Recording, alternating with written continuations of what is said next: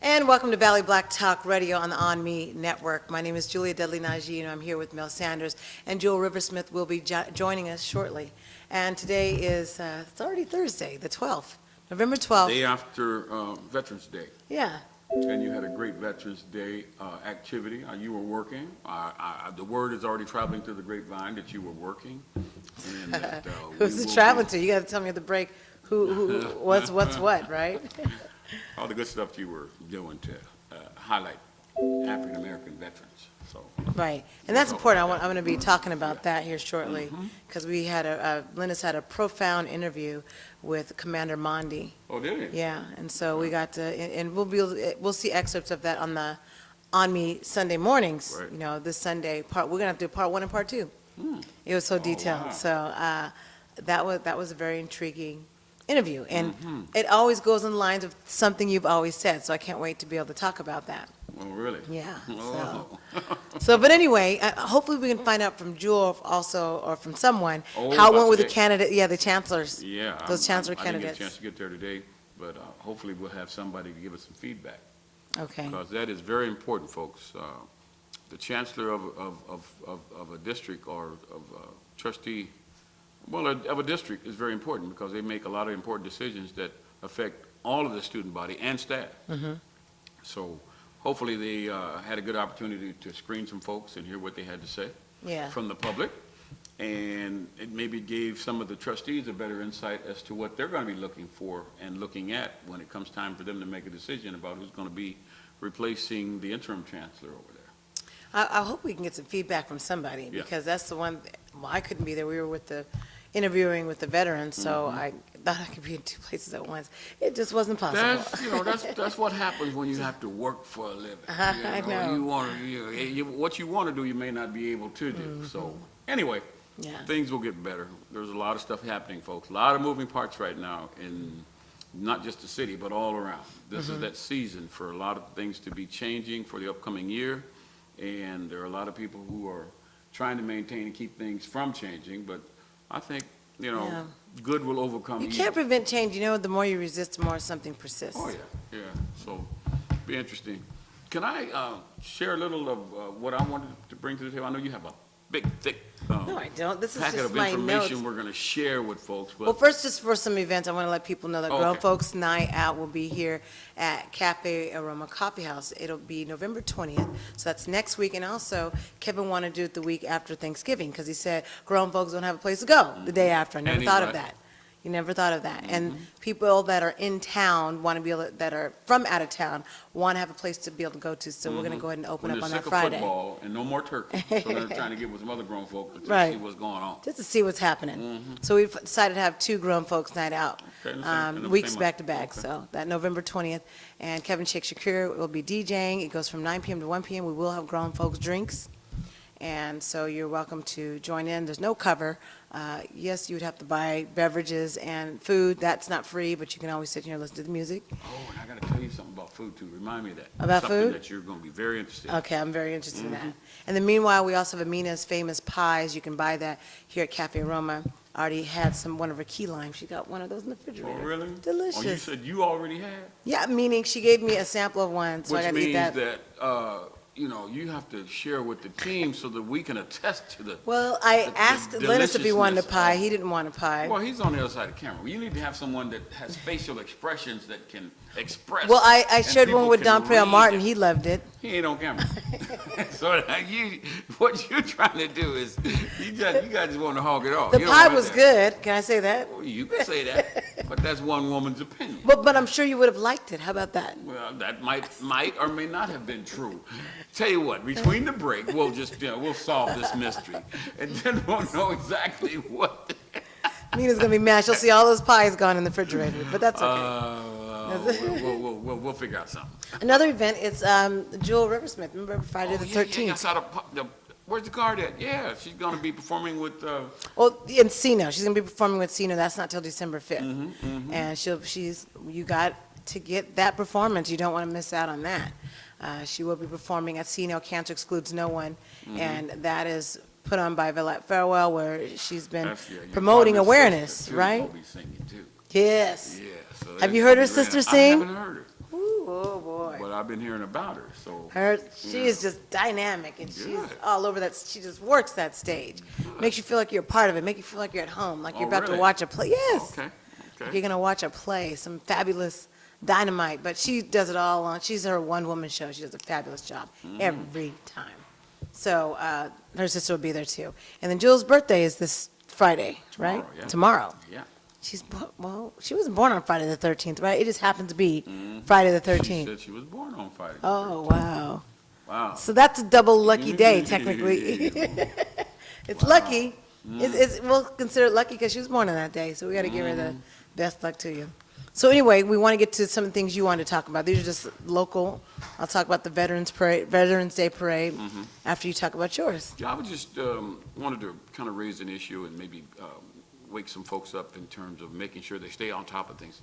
If you get a violation, a traffic violation, it's very important that you not let the time expire if you intend to address it through the court system. Okay, okay. And what's really interesting about it is I don't know when this rule change came about, but if you say you get a speeding ticket, Okay. and, or let's not say speeding, let's say something else that has more objectivity to it, if you will. If an officer says you didn't come to a complete stop at a stop sign, and you want to contest that, did you know you had to post bail, and the bail would be the full amount of whatever that ticket would be, in order for you to take it to court, in order to have. I don't think I knew that. That's new. That wasn't always like that. Yeah, I didn't know that either until recently, and then I find out that, you know, what it is to me, it's violating your rights, because what it says, you have to post bail, which really is a concession of guilt, Right. before you have a hearing to have it adjudicated by a judge to say How did whether that or get not. past us? When did that rule come into effect? Because you know who it affects more than anyone? Poor people. Poor people and African-American Yes, folks. and so if you know, most of us don't even think about that. I mean, you know, we first of all, most of us don't get a whole lot of tickets, I would assume, and when we do, we really don't understand the system or the process of No, how we it don't. works. But and I'm saying this because our Hanford chapter president got a violation, and the violation was supposed to, well, the officer said she made a she didn't complete stop at the stop sign. Well, her and the rider with her disagreed. No, we had a complete stop, and there was no camera recording of it. So normally, if you go to court and it's just you and the law enforcement officer, The law enforcement officer always wins. 9 times out of 10 they win. But if you have a witness that can attest to the fact that that car came to a complete stop, now that judge has to look at it a bit different. He can't just take the officer's word. So now where's the verification now that, other than his word that she didn't stop or he didn't stop? So that's why I wanted to kind of raise that with folks and let them know that. So in order for her to contest that in court, she would have to post bail? She would have to post the amount of the ticket, whatever it would be. 10% of that, though, if you're posting bail. Well, no, you'd have to post the full amount. She had a ticket that would have been $400. That's a lot. She would have had to post the $400 in order for her to go to court to see if, in fact, the judge would side with her. How does she and get her money witness. back if you know what I mean, if it doesn't? Well, I checked on that, and folks have had their money returned to them Okay. if they were not, if the case was dismissed or they prevailed in the case. But the fact of it is, how many people do you know poor people walk around with $400 to put up bail? How many do you know have $100 to put I don't up know for a bail? lot of people that have that. It's So, still a lot of you money. know, to me, they need to find another way, because that seems to be, real harsh and a violation of your rights as an individual to be heard before you. Well, that sounds like something that the Hanford NAACP, ironically, should be getting involved I in. think so. I think Yeah. that's something, and in some of the research that the president did this morning, she found out that another county in the valley was sued and had to change their whole process because I guess the judge agreed with that the suit, that it was unfair, and it was like, you're guilty until proven innocent, as opposed to going to court and then having your case heard before you had to make pay the penalty. So, and then she also found out something else. There are a lot of state fees that are tied to a local ticket. Wait, state fees tied to a local ticket? How is Yes. that? How? She said there were ambulance fees, even though there was no ambulance. There's no call. ambulance. A few others, and they were mounted, some of them were $20, $15 and all, different prices for them. But it was interesting to see that most folks don't look at that and see, those kind of fees. And if they did, they don't look to see what they're about. They just simply look at the big ticket and say, oh, man, $400, $500, where am I going to get this $500? But they don't know what it's for. And so it's kind of like fishing license, Go back 15 years ago, and the fishing license were less than $10. Wow, what are they now? About 60. Wow. You And better the catch the reason- fish. Can you at least take the fish out of the park? That's a lot. And the reason that they can do that is because most people who fish, regrettably, don't vote. And so if you're not a voter, people do all kinds of things to you, with governmental agencies. They do that.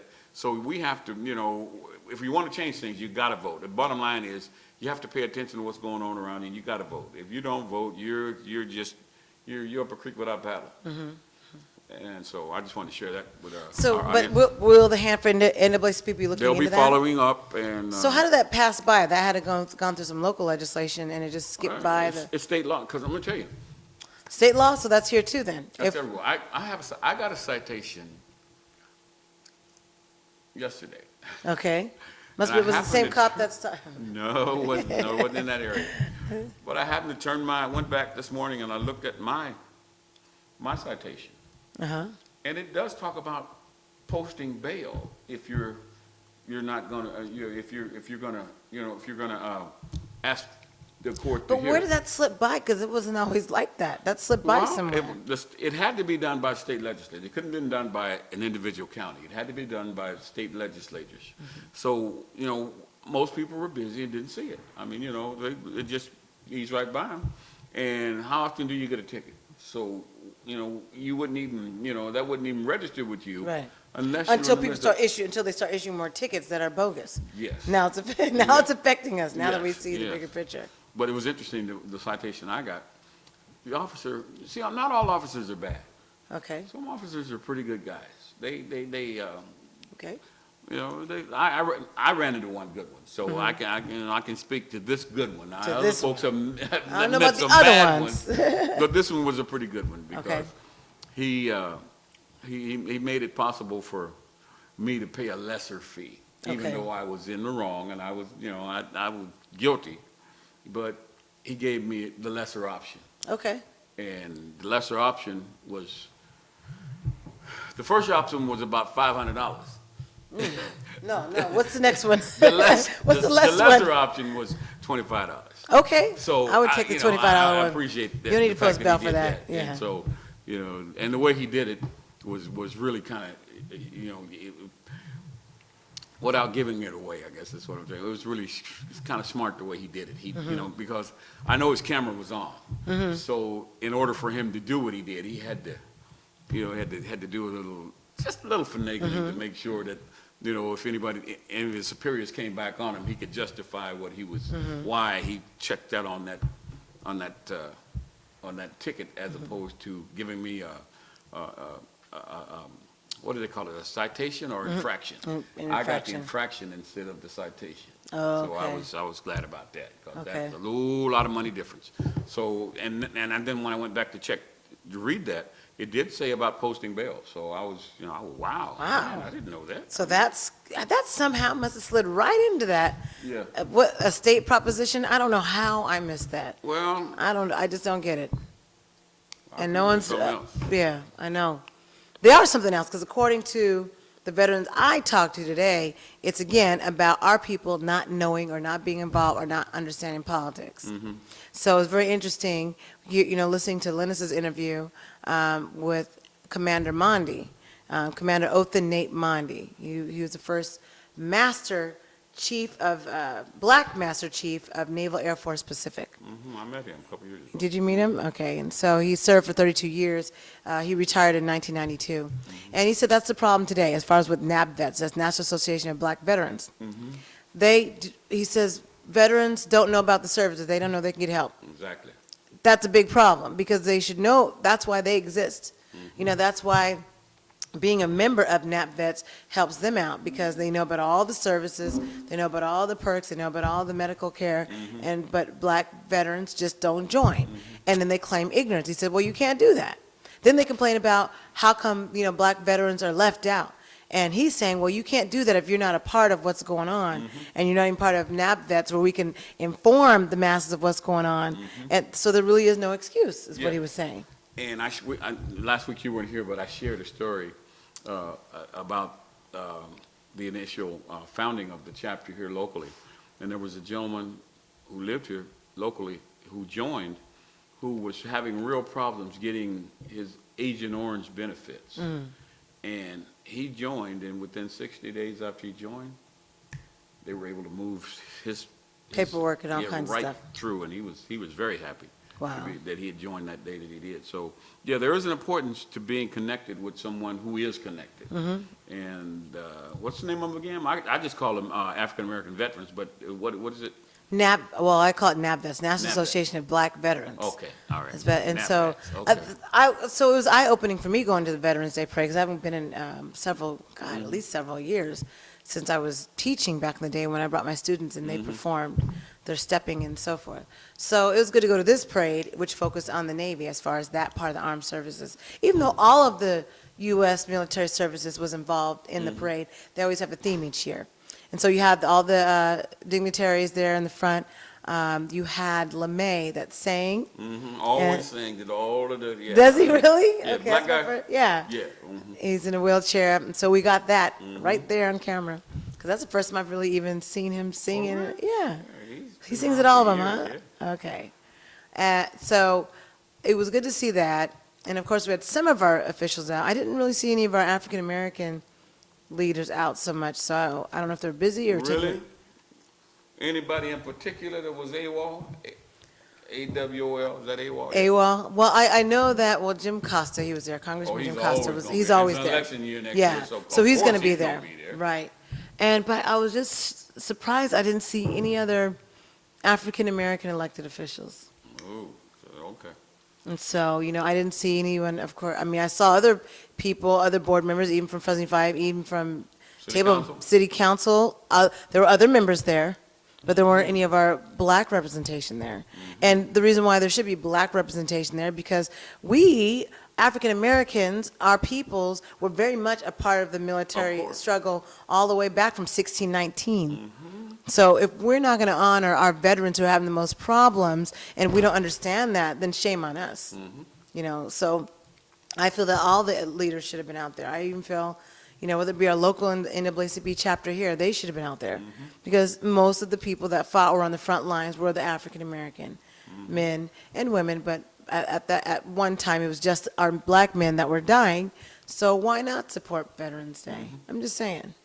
Yeah, well, you know, you get a salary, so you don't have to go to work any place. You got that day off, so evidently, you know, that's not a priority with you, especially when you had this this group having some special recognition for African Americans. Where was it held? This was important. And the reason why this was important, because it's the first time they've even participated in this Veterans Day Parade or gotten to participate. And that would be a reason why NAACP, everybody should have been there. I don't get it. So I was scratching my head, me and Lynn was like, did they know about this? Maybe it didn't get out to everybody. You know, I'm trying to give people a benefit of a doubt. But at the same time, like, nah, you're still going to show up. You know what I mean? We got the call. Even though it was late, we still got the call. And we showed up. So I'm going to expect my black leaders to show up for something like this. Ministers, all of that. Everyone should have showed up. So not just elected officials, but leaders of organizations, they should have all showed up. Right. So that's what was upsetting to me. But then they met at, I want to say, Elder Miller's church, Pastor Miller's church, Fresno Temple Church of Christ, God in Christ. Yeah. So they had their meeting there. There's their national Association of Black Veterans meeting, and that was led by Vice Commander Philip Harris. And they were just trying to get it together in the Valley, help Dr. Hank Hendricks with his chapter 91.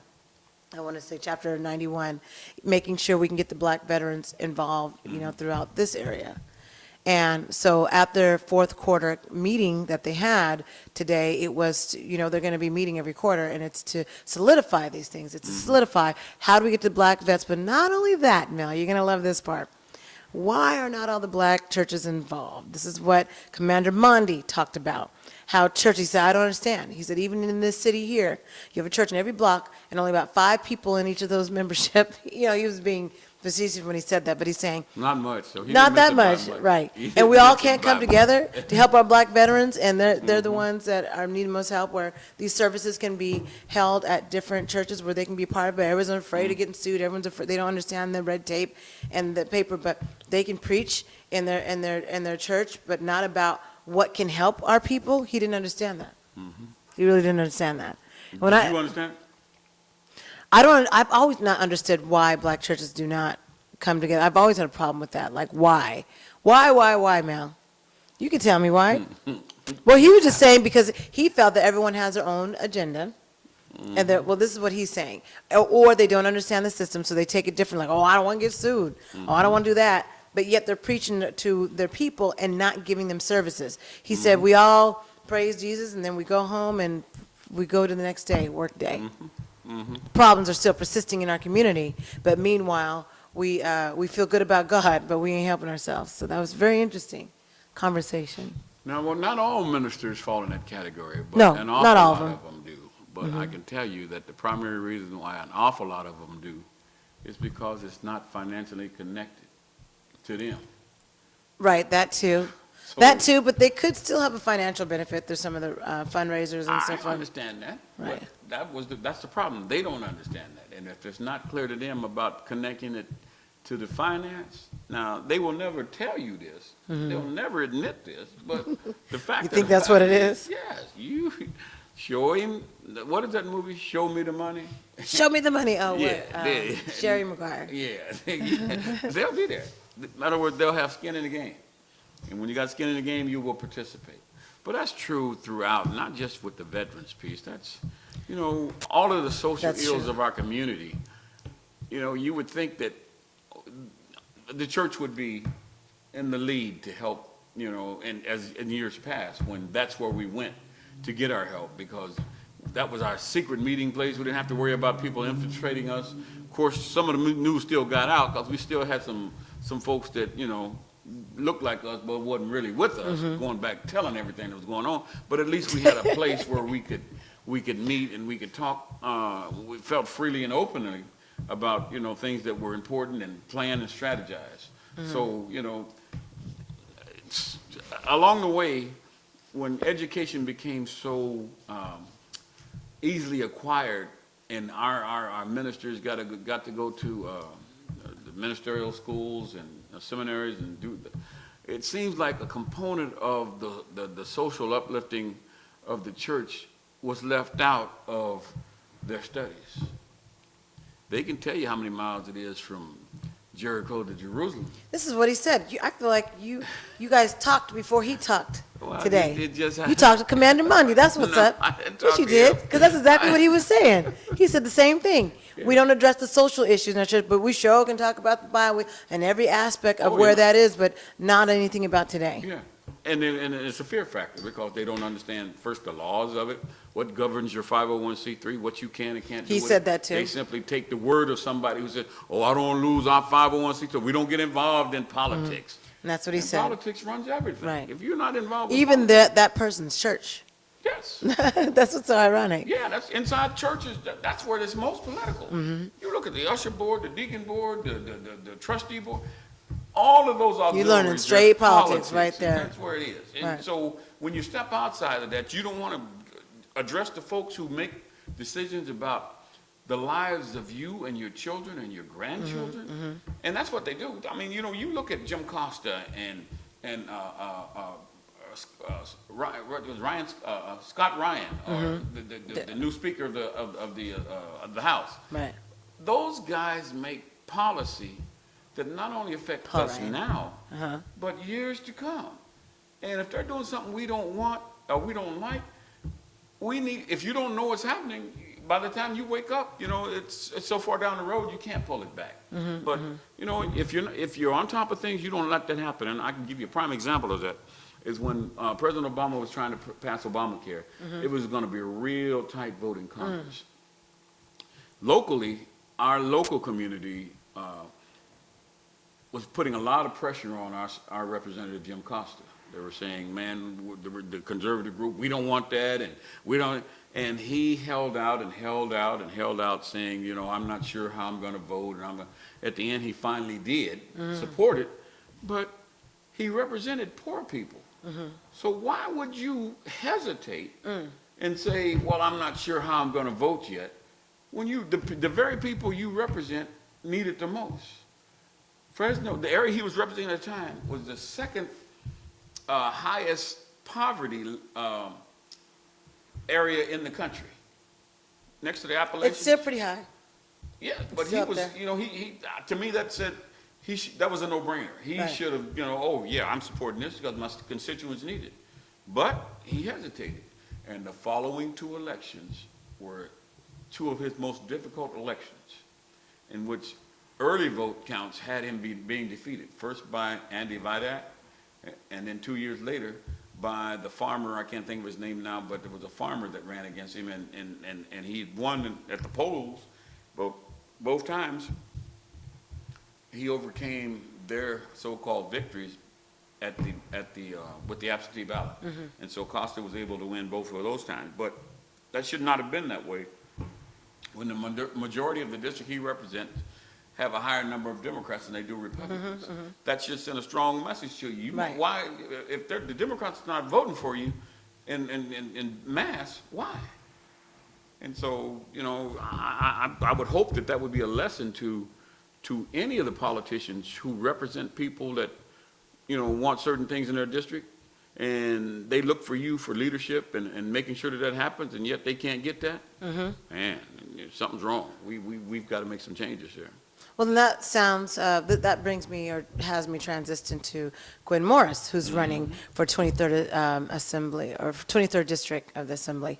And that's exactly what she was saying, the representation that we have, it's kind of the same. You just have the Caucasian white, or the Caucasian male that's in that seat, and there's not enough diversity that really represents all of the Central Valley that is becoming more and more diverse. But what is the makeup of his district? Well, I understand her point, Right. and she's probably more right than not. But Right. we really need to know what the makeup of his district is, because I think, okay, well, I'm in it. So well, there's a whole lot of other folks Well, you get what that I'm, look but you like get what I'm you are saying? in it too. There's I other would people suspect- that look like me and you Yeah. that are in it. That's my Yeah. point. And people that look like you probably get very little consideration from him, I if would have any to at say, all. I would have to say that's the truth. Because has he ever invited you to one of his community town hall meetings or? No, nope. See, I don't even know when they are. Yeah, well, I think that's the kind of stuff that I think Ms. Morris is talking about. Right. That you need to be more inclusive to make sure all of your people that you represent are on the same page with you. But the So way we- you get someone's attention like that is exactly what she's doing. The key is making the kind of impact necessary to really shake them up. And I think if nobody else files in the race in her area, and it's just the two of them, now you can saber rap. You can really, you Yeah. really can get some folks' attention. Either way, I mean, it's going to be interesting to see how it goes.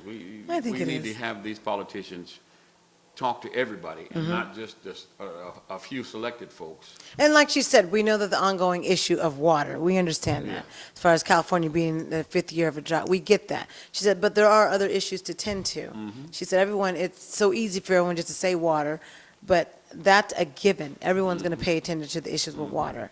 But she says, what about our other constituents that also have needs? What about, other areas that are just not being looked at. And she said, that's what I plan to do, and I will make that known once I file and get all that stuff in, and make that known to everybody starting November. This is coming Yeah, up. nobody else files in November. I think she's, she can kick her heels a little high. Yeah, she can. And so it was good talking to her, because it was just also the same thing. She was saying, we've all been saying the same thing. African Americans need to get involved in politics, really, for there to be any change. None of this, okay, it's good to say we shall come and go march in the streets, but the real change comes when you are at the local level of your government, meaning how things are run in your community, and you're a part of it, and you're somehow a part of that vote. So I don't know.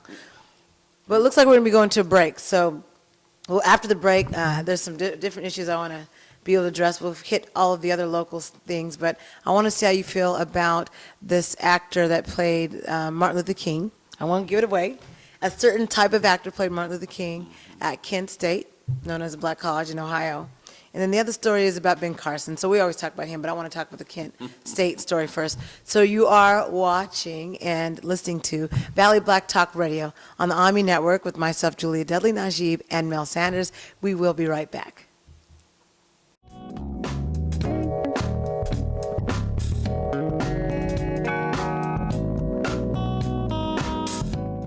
When you have credit card debt, the debt suckers' high rate and high pay are everywhere. Ooh, they're making another minimum payment. Great. Most of the money goes to us. We'll suck the life out of them. Because your credit card rates are so high, you can't get rid of the debt suckers alone. Their minimum payments are in vain. No, that's juicy.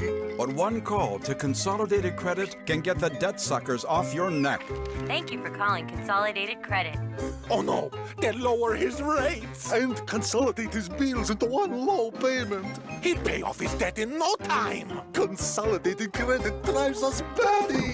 Call Consolidated Credit now. Call now and get your life back. Oh, because debt sucks. Call now. Call Consolidated Credit at 1-800-810-0786. That's 1-800-810-0786. Call now. This is important news for women using birth control medications and devices. If you or a loved one have been diagnosed with a pseudotumor after using one of these birth control drugs or devices, you may be eligible for a cash award and medical expenses. Contact the law firm of Davis & Crump right now if you or a loved one have used one of these birth control medications or devices and were diagnosed with a pseudotumor to see if you are eligible for a cash award and medical expenses. Call now. Operators are standing by. The following is a paid presentation for Luminous Air. People have said to me, you look amazing. What have you done? People ask me if I've had a facelift. People asked if I got Botox. These women all switched to a new foundation. People come up to me and say, your skin is beautiful. It's not a skincare lotion or potion. It's not even plastic surgery. I will have people say, what are you doing? You look younger. It's a huge leap forward in makeup technology. This is what I used to look like 10 years ago. And it can help you look 10 years younger instantly. I've had 2 people actually tell me it looks like I have porcelain skin. It's the Airbrush Beauty Breakthrough, Luminous Air, the most exciting new beauty product in years. It's the revolutionary new way to apply makeup that gets results liquids and powders can't match. I love it. I love the way I look. I looked in the mirror and it was like, whoa. It's a miracle makeup. It's the only makeup I will use. Today, you'll see dozens of women who've modernized the way they do makeup and transformed their faces instantly. They are ecstatic about their results. Your skin almost glows. I have gotten my youth back. I look better than I've ever looked. Luminous is a magical result. The makeup you're using can look dry and cakey. It exaggerates your pores and wrinkles, and it can make your skin look rough. Keep watching. You'll learn how you can go from this to this. You'll learn all about how you can have smoother looking skin, eliminate the problems of traditional makeup, and look 10 years younger instantly with the magic of Airbrush and Luminous Air.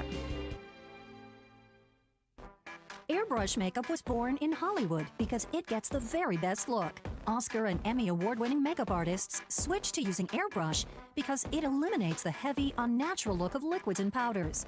Airbrush makes everyone who wears it look younger.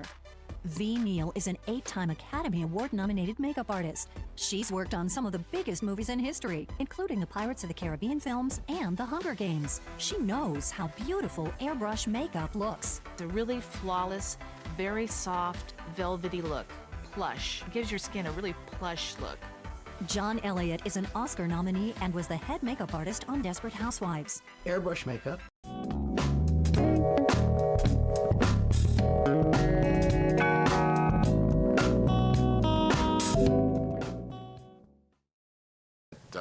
ONME Network. I'm Mel Sanders with Julia Duddy-Najib.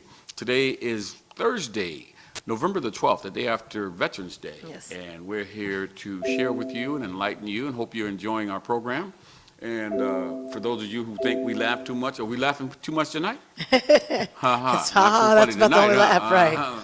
But anyway. Before we go into the next topic, one other thing that Gwen talked about is how Black communities have to develop coalitions, not necessarily party affiliation coalitions, Yeah. all the things that we've talked about in our program. Yeah, you have to do that. Your common interest. You have to have a common agenda that fits our needs. That's what she said. And then anybody else that plugs into the common agenda, we welcome them with open arms because we can form a mighty coalition if we talk about common issues, the common agenda. Several years ago, Lewis Coleman, myself, and a couple of other folks, Mr. Tate Hill, and I think one more, we put together a group called the Common Agenda Network. Really? And it was about bringing all of our organizations together to talk about a common agenda, not to have a president of this new group and have a new. So everyone had an powder. equal part in it, equal Yes, say. and there was no action taken unless everybody agreed. In other words, you couldn't have 4 people saying it's good and 2 saying it's not going to work and moving forward. No, it was unanimous. If we didn't all agree that we were going to do it, nobody did it. Well, what happened to those days? What happened to that group? I know some people passed away. A couple of them. Mr. Ed Bailey, I think, was the president of the NAACP at the time, and his health was kind of, giving him some problems. So he couldn't attend as much as we wanted to, and we really needed to have our major organizations in as players to help, keep things moving. But like most things, when you have illness and you're not really structured to have someone step up. In your group, if you will, you're the strongest one in the group, and you're part of another group that's strong. Oh, wow. So, man, that really hurt us. It kind of set us back. But. Oh, that's too bad. Because it seems like it's something we need again. Yeah. And I haven't seen that yet. I mean, I don't see that in existence. I mean, people have their own pockets of what they think is a structured. I don't see what, as far as what you're talking about, I don't see that. We need to have that common agenda, that thing that all of us know we need, and we need to be together on it and stand with one another, even if we disagree on other issues. But then how do we get to that point? So it's good to say what we need and what coalitions we need, but how did you guys bring that together? How did that coalition? Well, we had some victories that made it possible for us to stay together as long as we did. Okay. When we did address some issues, we got the response that we were looking for in terms of addressing a couple of, I think one of the things we addressed was the EOC. And when we did that, we got some response, positive response. When you say address the EOC, what aspect of the EOC? The way it is now? We were requesting something to do with their services that they were providing for African Americans, I think it was. Okay. And when we brought it to their attention as a group, we got a response that we were looking for. And so, it demonstrated to us that by working together, we could get what we needed. So, I think we can do that again, and it's even more critical now. It should have been something we would have been on 6 years ago after President Obama became president, because we were told by a lot of the old timers, if you guys think it was hard before, just wait. And boy, were they right. Because, man, all of the politics lined up against anything he was trying to do. Anything he was trying to do that would benefit African Americans, oh, no, we're not going to do that. So even when he moved their agenda, which was the health care piece, the way they would have done it, they still fought it. The Republicans of Congress said, no, we're not going to do that. But yet to this day, they have not come back with a plan to replace Obamacare. No, they've complained about it. Yeah, but nobody's come back. But anyway, I know we're gonna get to that I later know. because Ben Carson. And we're Yeah. gonna, yeah, We got to but talk about your friend Ben Carson, because I know you're part of that Republican poll that voted for him. Oh, no.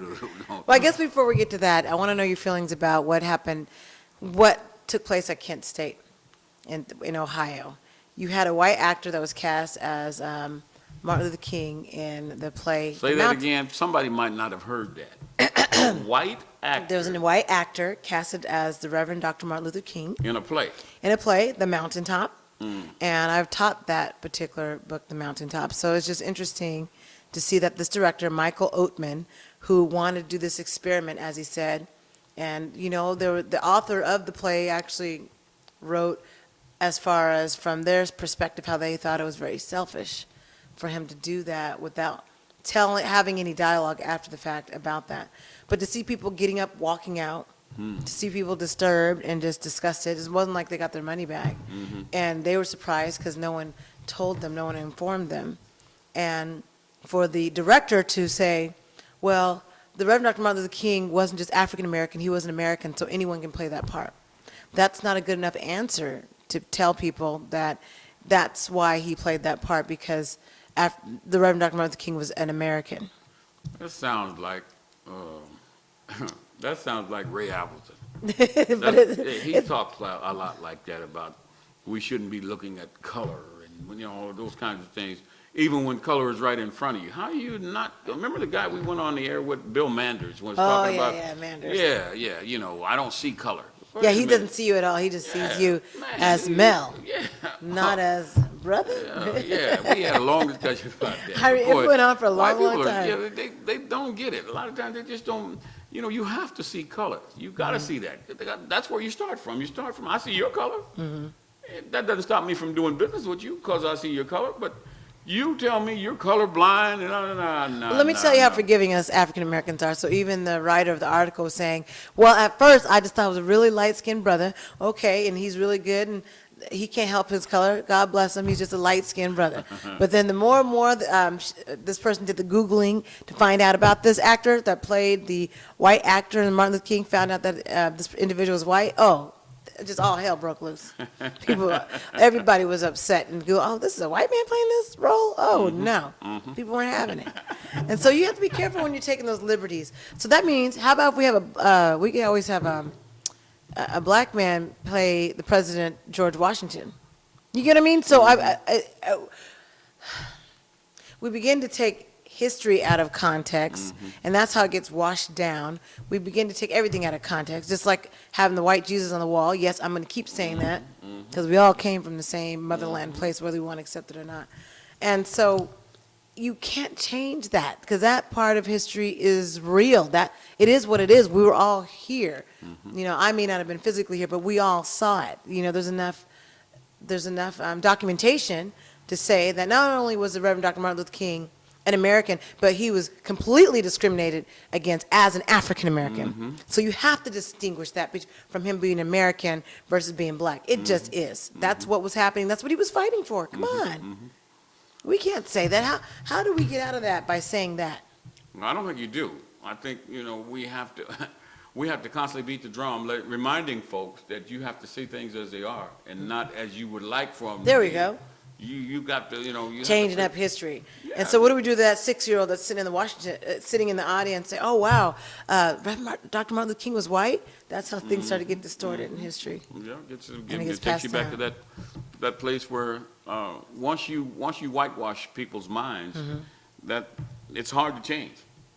We look at that when the experiment that was done a few years ago, well, several years ago, about the two dolls. Yes, I was going to say the dolls, the white doll and the black doll. It stays with people. I mean, it doesn't just. I was listening to my my mother this morning, and I didn't even feel like correcting her. I just listened to what she said. We were watching President Obama, and they showed a clip of him in 2008, and she was looking at his hair. She says, boy, before he leaves there, all of his hair is going to be gray. And then she said, and he's got that good hair too. Oh, and no. I just didn't say anything. Oh. I just said to myself, Man. boy. See what I mean? Yeah, It's even it's ingrained in our yes. consciousness, whether we want to accept it. And I did a play many years ago, about black hair and how traumatic black women have gone through. I mean, look, it is $1 billion industry, black hair, and as many of us women. Not me, this is real, but that get weaves because to stimulate or to fit in or to be a part of that society, to feel like they belong. So that is a sore spot. That's a sore spot for me, and it's a sore spot for a lot of women. I mean, even when I had, thick woolly hair when I was growing up, I was teased. I remember being made fun of at a predominantly white school because of my hair. So Your hair imagine. look like that on the wall? That picture on the wall? Is that how your hair look? No, I had ponytails. Oh, really? So I always wanted to be. No, I was traumatized. That's how traumatized I was going to white school. Kids pull your hair and that kind of stuff? No, they would just say, "Oh, your hair's so rough. Oh, it seems soft. It's so rough. It looks like it's rough from the outside, but it's really soft." All these white kids always want to touch my hair. So you're from Africa? It was just the strangest thing. I'm like, wow. So I'm glad most of my summers were spent in New York City because I would have had a very different experience, I think, in my life as far as not thinking that all white people were like that. I thought they were all pretty mean. I'm like, are they all like this, touching my hair and telling me, is this what it's like in Africa? But I remember being so traumatized that my mom had put my hair in 3 braids, but because everybody kept talking about my hair, I took it loose, and I tried to put it in the 2 ponytails like the white girls. And I was 6 years old. So that's why I'm like, the good hair, bad hair thing, it really is something to contend with when you're talking about black hair. It's Today, ingrained in us. It's ingrained in us. It's ingrained. And the light skin, dark skin piece. Very much so. Yeah, and I was talking to someone, and they said their dad, a friend of theirs, her girlfriend was light complected girl, and her dad told her, "Don't you ever associate with don't you ever marry a dark skinned guy." Really? Yeah, man. Of course, you know what that really meant, didn't you? Yeah, that's exactly what you told them not to do. It's exactly what happened. Yeah, I can, But the fact that, people were, that was ingrained in us, that light was better. And, you wanted to, even when you look at our favorite movies, like the 5 Heartbeats. Look at the hair, all processed. That was what they want to look like Elvis. Yeah, they want conch in there. We put this conch in there. Yeah, so back to the point with the play, having this white actor play the mountaintop, I don't know, I have to agree with the writer of that article from The Root that it is a slap in the face. Because now you are destroying history as is and destroying those opportunities that black actors never get. If we look at Hollywood and the challenges that they have now, when Gabrielle Union talks about the light skin, dark skin, just being an actor, it is the same thing we're talking about here. It's the same conflict, the same problem. It's not anything different. So why couldn't that chance be, just because this director wanted to do an experiment, why couldn't that chance been given to a black actor to shine in that role, historical role at that? Well, my first thought when you were sharing that with me was, it was done to generate a greater audience because I would think they would feel like more people would show up to see the contrast, just to see the difference and see, but evidently it didn't have that effect. No, people walked out because they weren't told about the contrast till they got there. Yeah. So that doesn't work. I hear what you're saying, Mel, but that does not work if you're not telling people ahead of time we're going to have dialogue about this afterwards to make people stay. No, people are pissed off. They go, oh, hell no. They see Martin Luther King talking about, I have a dream, and it's a white man standing up there? What is the irony of that? So that's challenging. I have a nightmare. So you got people walking out, 3 at a time in droves and just ticked off, stomping out of there. Well, I don't blame them, but like this is America. You're free to shoot yourself in the foot if you choose. So, because I think that's what happened. I don't think. How long did the play stay? That's a good question. It probably did, but I was so. The writer didn't really go into that. They're just more intrigued about how people were walking out in droves, and how when the director said, well, the fact that he was an American, he wasn't an African American, he was an American. He's not black, he was an American. Oh, well, then he would still be here if he was just an American. Of course, they wouldn't have killed him. Right, he wouldn't be dead today. He'd still be here if Reverend Dr. Martin Luther King was just an American. Oh, I know what. We wouldn't have to fight for civil rights if we were all just Americans, if it really was. So it's real convenient and nice for people to say that now, after the fact, after Dr. King then gave up his life, sacrificed his life, and he's no longer here. Now everybody wants to say that. You know what else I've been hearing a lot of along those lines? Listening to talk radio and listening to them talk about the students that protested in Missouri. Oh, yes, And let's talk about that.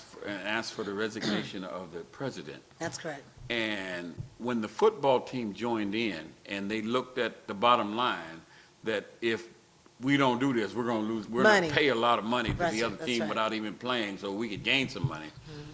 You listen to the conservative side of the radio dial or television station, and all of them feel like that students have gone too far.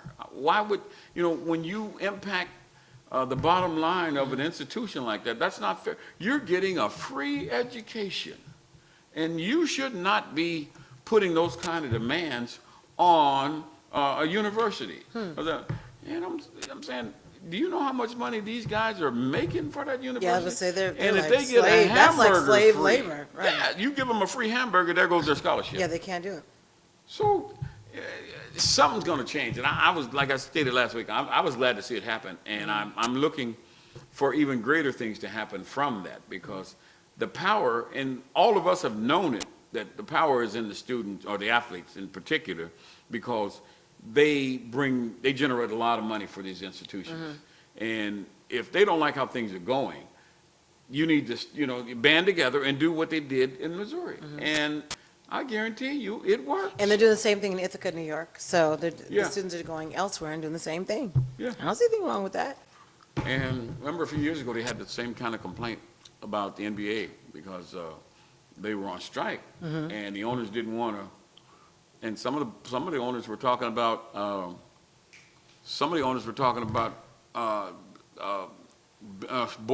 banning these guys out for good.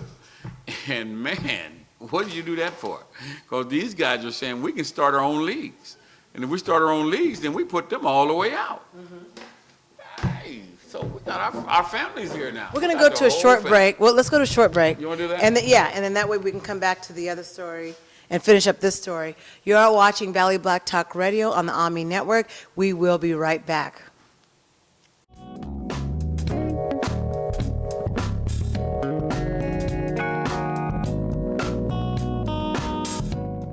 When you have credit card debt, the debt suckers' high rate and high pay are everywhere. Ooh, they're making another minimum payment. Great.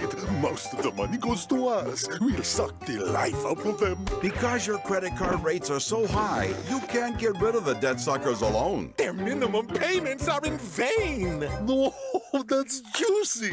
But one call to Consolidated Credit can get the debt suckers off your neck. Thank you for calling Consolidated Credit.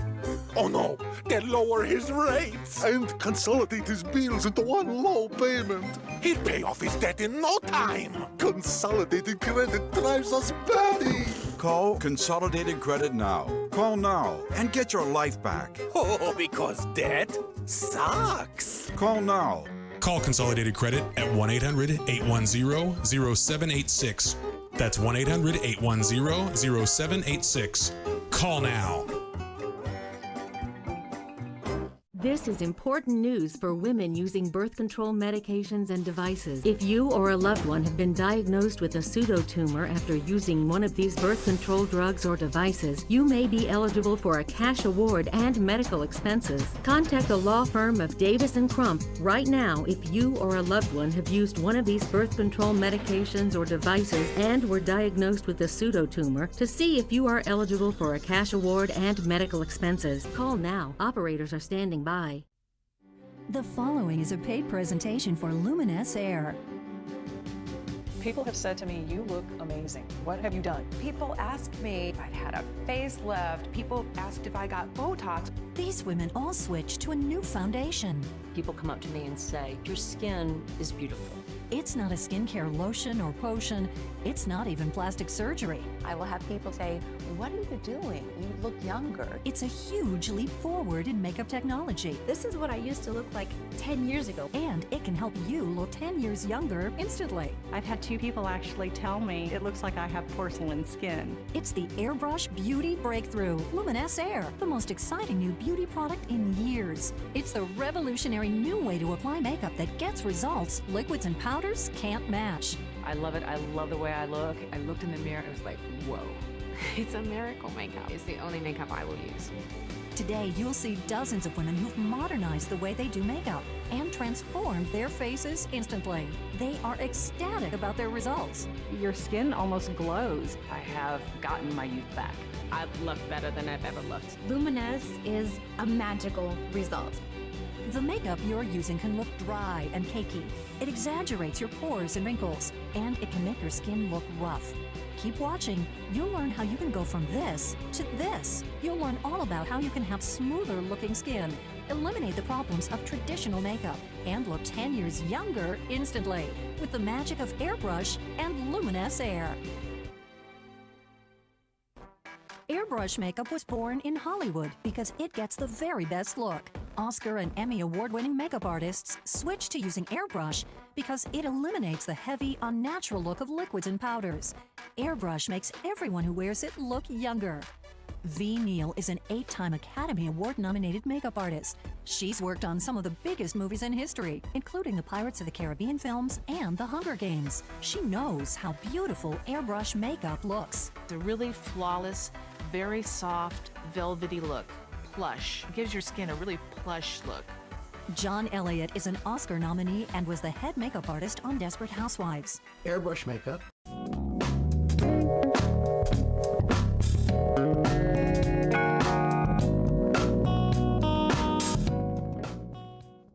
Welcome back. Boy, I heard an echo. Welcome back to Valley Black Talk Radio on the ONME Network. My name is Julia Dudley Najib, Mel Sanders, Jewel Riversmith. And I know we said we're going into that other story, but I was wondering what Jewel's response would be. You know why you want to put me on the spot? You're not on the spot, just tell the You're not on the spot. We just want to know how you felt about that. You agree with this guy? After, we need to let folks know the director It's black. is a Negro. Uh-huh. You said black. Okay, Negro. I'm going to go with Negro. Okay. And he's a playwright in residence, and Karamu Theater is one of the oldest African American theaters in the How do country. you get to be the director there? Yeah, Where's that's his what board? I want to know. I don't know. Who's on his board? He's a playwright in residence, so if he's serving a residency term for his master's great. program. Well, who's his teacher? So we need his instructor. We need to make sure It doesn't work like that. It's he won the CPAC Workforce Fellowship and the Cleveland Art Prize in 2010 for Best Emerging Artist, and the 2010 Lantern Award for Best Play. In 2011, 3 of his full-length plays were produced: Breaking the Chains, You Got Nerve, and Sometime Hope Is Enough. And have white people playing those too? that's a good question. Yeah, I don't know. Where they find him at? They couldn't find nobody else. All the people who need help, they get him. Yeah, that's a good point. Yeah. I'm sure they think that's cutting edge and Defeat the whole the life of Dr. Martin Luther. It was about black folks having equity. Everybody else already had it. Mm-hmm. And now you come along and you flip it back the other way and tell me, well, he was just an American. Okay, let's go. Well, and Jewel, if it's any consolation to you, the writer Katori Hall of The Mountaintop was outraged after the Kent State cast white actor as Martin Luther King. So Katori Hall commented on it and did a whole thing on it en route why. good. Okay. Why this is an So upset. there was a public response from the From the writer, forbid yes. them from performing it. And that's what was said. Yeah. So that's why the writer, Hall, said, no, next time. Now, there's a disclaimer in there, you have to get permission to recast and change up, because it changes the perception of the play. Yeah. You guys have heard me say before, in the old days, there was the lamplighter, and he'd go through town and Mhm. light all the lamps. Mhm. The town lamplighter. There was the town crier who would stand in the middle of the square and announce everything that was going on. And I have long said, we need a town slapper. So when someone does something really ignorant and thoughtless and just, you know, I got a few over the thoughts in my pale, mind who that could be. Yeah, you send them to the town I slap. do, I got a few thoughts. And they get slapped, but they also get hugged, and then they get instructed, but they do get slapped. And they get slapped again if they do it again. Can we do Oh, that? no, if they do it again, they go to the woodshed. It's gonna be much more than a slap. But, I mean, really? Really? The mind just boggles. If it were some fictional character, you know, if it was Hamlet or, you know, some well-established character, but still fictional, I could deal with that. Well, yeah, just like, And you're portraying an actual person who lived and died, and you're going to change that. You know, actually, it's really insulting. Yeah, that's what- because if I were a black person and you were making a story about me, I would want the person who plays me to look like me. yeah, reflect you, right? Of course. Child, we got to pray for that boy. Seriously, there is something wrong there. There's something wrong. Well, so anyway, we have some other news, right, that you wanted to talk about, so we want to get right into that. Oh, Well, I think you better look at the first one. all right. Can we So, talk about that? let's talk, okay, this one, the Ohio's the marijuana. Ohio's marijuana vote. Isn't this, maybe he was, because of Kent State, you know, is in Ohio, so maybe this is, anyway. Well, now it hasn't been legalized there, so let's assume that. So? Well, yeah, true, that doesn't mean he wasn't smoking. Yeah, After all, the whole argument And is it was laced. PCP. So, tell us about this one, was Ohio's marijuana vote stolen? Yeah, so Okay. this is not so much about the fact that it was a marijuana vote. I mean, Okay. you know, that matters, but the discussion I'm trying to have is not about the marijuana. Okay, It's what is about it? the fact that the TV screens, well, first of all, there was thousands and thousands, in fact, I believe the article says tens of thousands of voting machines that actually visually flipped during this election, right? Okay. So on the next page, it has an example.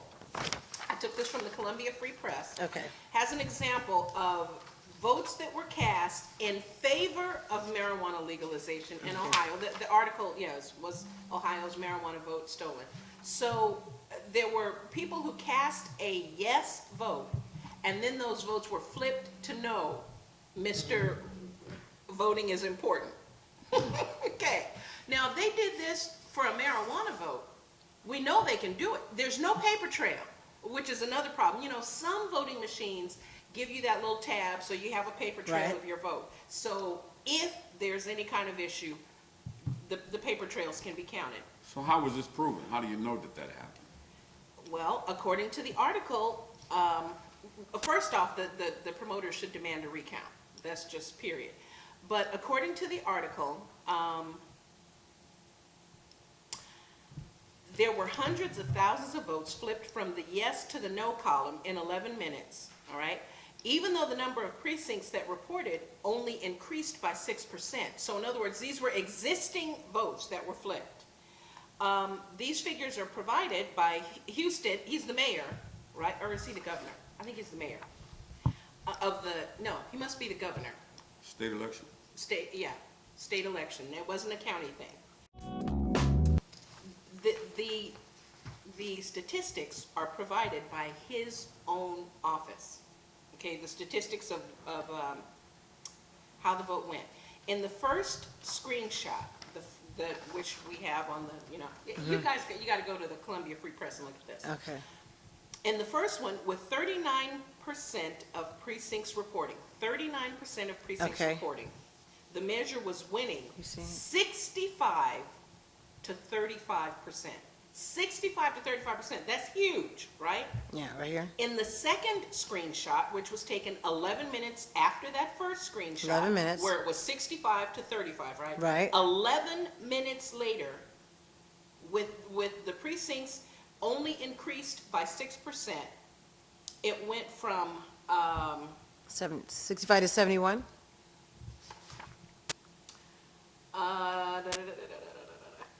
Don't I have, okay, so I'm looking at 49% of the precincts reporting, 71% in favor. But it flipped from 65 to 35 in favor to some huge gap not in favor, right? In 11 minutes.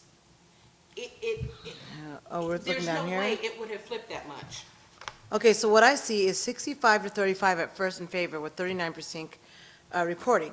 Then it goes to 71 to 29%, no, 49% precincts reporting, and then 71% in favor. And then you have 29% that say no. Then with 49%, it drops to 53% in favor, and then 47% say no. Is that correct? Right, yeah, But that's weird because the numbers are different here. the numbers are very different, They're drastically different. and I can only partially see them because I don't have my glasses. Okay, so isn't this at 1.19 million votes here for in Yeah. favor that are cast, For- and 49%, right? And then just under a half a million are cast for no. Then, looking at 49%, this is what doesn't make sense to me. Precincts reporting 49%, then it says, it jumps down from the 1.19 million to 937,000. What does that mean? And can I also say, and I always say, you know how they hardly do any polling, any exit polling anymore? Because exit polling would show that the votes are being stolen. Pre-election polling, there were 3 major polls prior to the election that showed, that showed See what I'm saying? 51% to 53%. And then it stops here, and then it jumps back up here. What's wrong with that? But these are yeses up here. These Right. are no's down here. Right, but look at the it's the yeses. same- But look at, but shouldn't it still be the Yes, same? Yes, that's what you're saying. Because it's a million, what 49% of the precincts counted, it's over a million votes. Over millions, 1.19 million. When the final tally comes in, there's only 843,000. So what happened to all the And they votes? showed this on TV. That's why they were showing As that a running- actual thing yeah, on as it was- TV yeah. as a running. So what- people start seeing that the votes are flipping. So that's That missing have over, already been cast, votes that have already been cast. Mm-hmm. But again, it's not about the marijuana. This is no, an I'm looking off-year at the election. voting. I'm looking at the voting. Right. That's what you're talking about. Yeah. Not saying the same thing. What is it going to be like when it's a presidential election? And of course, we 2016. know what Ohio did in 2004 with Kerry. Same state, same problem. It's almost like they switched, took some of the votes from here and added it to the no That's vote. what she's saying. That's what Those are the they flips actually she's talking flip about. votes. Turn the And of yeses course, you into don't have a no's. paper trail, Yeah. so, and they are This is replacing. so unbelievable. Wow. They are adding those I proprietary. wish we could get this on the screen to show people. They use machines that are privately owned, and all of the software is proprietary. So you can't even force them, you don't have a paper trail, Oh, you can't and do you that. can't force them Oh, yeah. to give you the, Yeah, to let you that's- check out the software, Citizens- because it's owned by, Yeah, a private company. private And that's company. their stuff, and they're not sharing it. Yeah, with but nobody. where's the money coming from that they're paying this private Exactly, company? but State once funds, you I'm spend sure. that money, they're saying, this is ours, you You're paying for buying the services machine we from gave to us. you, but we're not gonna give you how this operates. So That's how our do secret. citizens complain about this? Because that's a problem. Get somebody else or go back to the old, punch out the hanging chad. first off, you need a paper trail. Yeah. And frankly, I'm with the folks who say you need to get rid of the electronic voting machines altogether. There shouldn't be electronic voting. Oh, see, so it says here, Everything should be paper. live televised return shows 350,000 votes flipped. So I was right about that number. I was like, yeah, that's a lot. 350,000 votes. Wow. But here's the solution, There's a solution to this? Wow. or remedy, maybe not a solution, but a remedy. Okay. 'Cause you know how I feel Tell about me. voting. I don't know about the solution. All elections should be federally operated, not run by the state. Unless you're talking about city council or school board. I agree to that. But anything that has to do with statewide stuff and federal stuff should be a system used, that everybody uses throughout the nation. Yeah, but how are you gonna get state votes? The states are not gonna give up a state vote, like this was a state vote. Right. They're not gonna let those be run by the feds. Why not? They should be. Well, the voters But they're can do, not- and- the citizens can do whatever they want. You put this Well, on the ballot, okay, and all- that's- well, they'll do yeah. the same thing there, huh? They'll just say, well, no, it didn't pass. Well, if you put it on the ballot, you better make sure you're voting on paper. Yes. If you're going to put it on the ballot. Yes, yes. But that is the problem, because Ohio's governor, Husted, whatever his name is, everybody knew he was so against the marijuana legislation. Oh, so you found a way to manipulate the numbers. Well, just, again, for me, it's not so much about the marijuana vote, it's what is going to happen in the next presidential election. And of course, Kerry just laid down and let them roll over it. You know, maybe the next person won't do that, but then are we going to be tied up like we were with Bush getting appointed the second time? Or was that the first time? The second time? Both times. Well, the one time he didn't win, but it appeared that he won. The other time he was actually appointed by the Supreme Court. So I'm just saying, you know, I read this, and of course, a few nights ago, I heard the guy on our overnight show talking about vote stealing, which I was already aware of, but I mean, it's getting to be... It's getting terrible. It's getting to be a regular occurrence, so... So, but people have to wake up. It's just like Bernie Sanders said. They do have to wake up. You have to have an uprising of the people to change things. Otherwise, the guys who are controlling everything now, which are a handful, will continue to do that. And they will appease you by putting on some more of those shows like what the L.A. Preachers and Housewives of Atlanta and stuff that keeps you distracted. So you're watching all of that, spending all your time watching that kind of stuff. And what do white people watch? They watch what's that other one? Catfish, or what is that one the white people watch? Deadliest Catch and all of those. And then all of the SCI stories. And and then all of the criminal stories, you know, where the police, you know, they keep you watching all of that. Meanwhile, you have to pay for C-SPAN. Yeah. You have to pay for Or you can watch it online CNN. free. You have to, well, yeah. But you got to have internet. If you have online, right. Yeah, if you got an internet. See, if you ain't got internet, you toe up from the flow up. You don't get none of that. People better wake up. Wake up. Wake up, everybody. Well, while we're waking up, Jewel, I guess before we get to the opinion page on the op-ed columnist to spare American Love Style. American Style. That's what I was That thinking. was a show back in the 70s. I remember that. Yeah, I think we talked about this. This just, we talked about the rate of white American, well, I won't really call them suicides, but they're dying at a higher rate than they should be. And I think we All talked of the about mainstream media talking about that. Yeah, Fox and MSNBC, CNN, all the big boys are talking about that. Are they? Oh yeah, they talking about white people dying.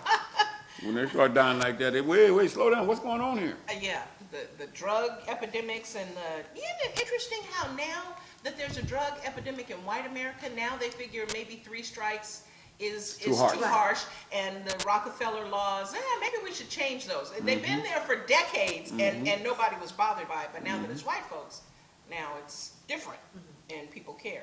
Anyway, I think it's interesting. We already know that they are set to be the minority in another less than a generation.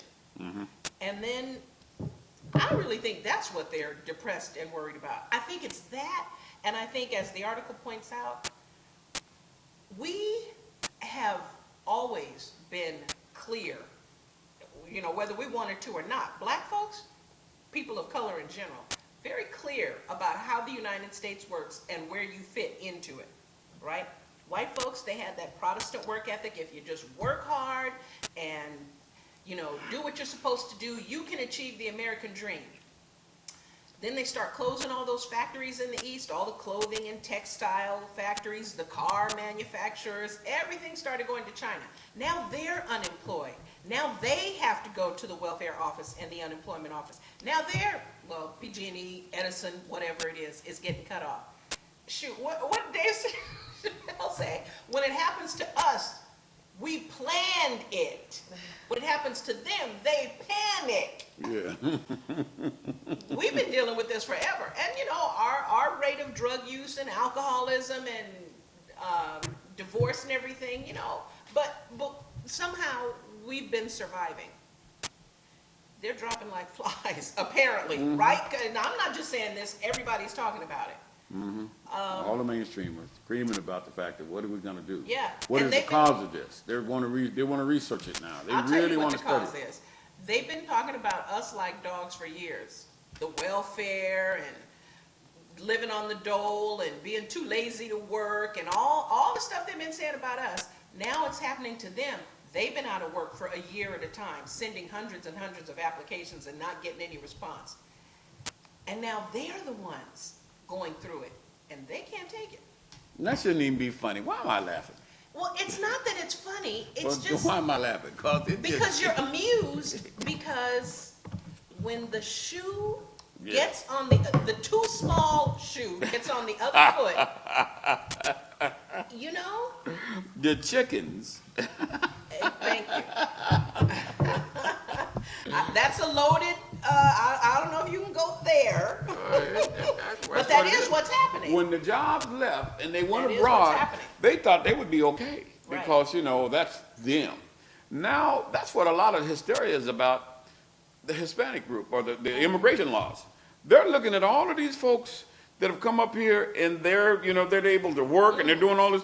And what they've done is they've brought the wages down because they've come to an area where they you know, they're better than where they left. So whatever they're getting is better than what they had. So Let's talk about this immigration issue. go ahead. Because, and the reason why is because what I realized after an individual, African-American male, came to me today and said, you know what, Julie, I was in Mexico for the last several weeks, and a lot of stuff that we're seeing on TV is propaganda.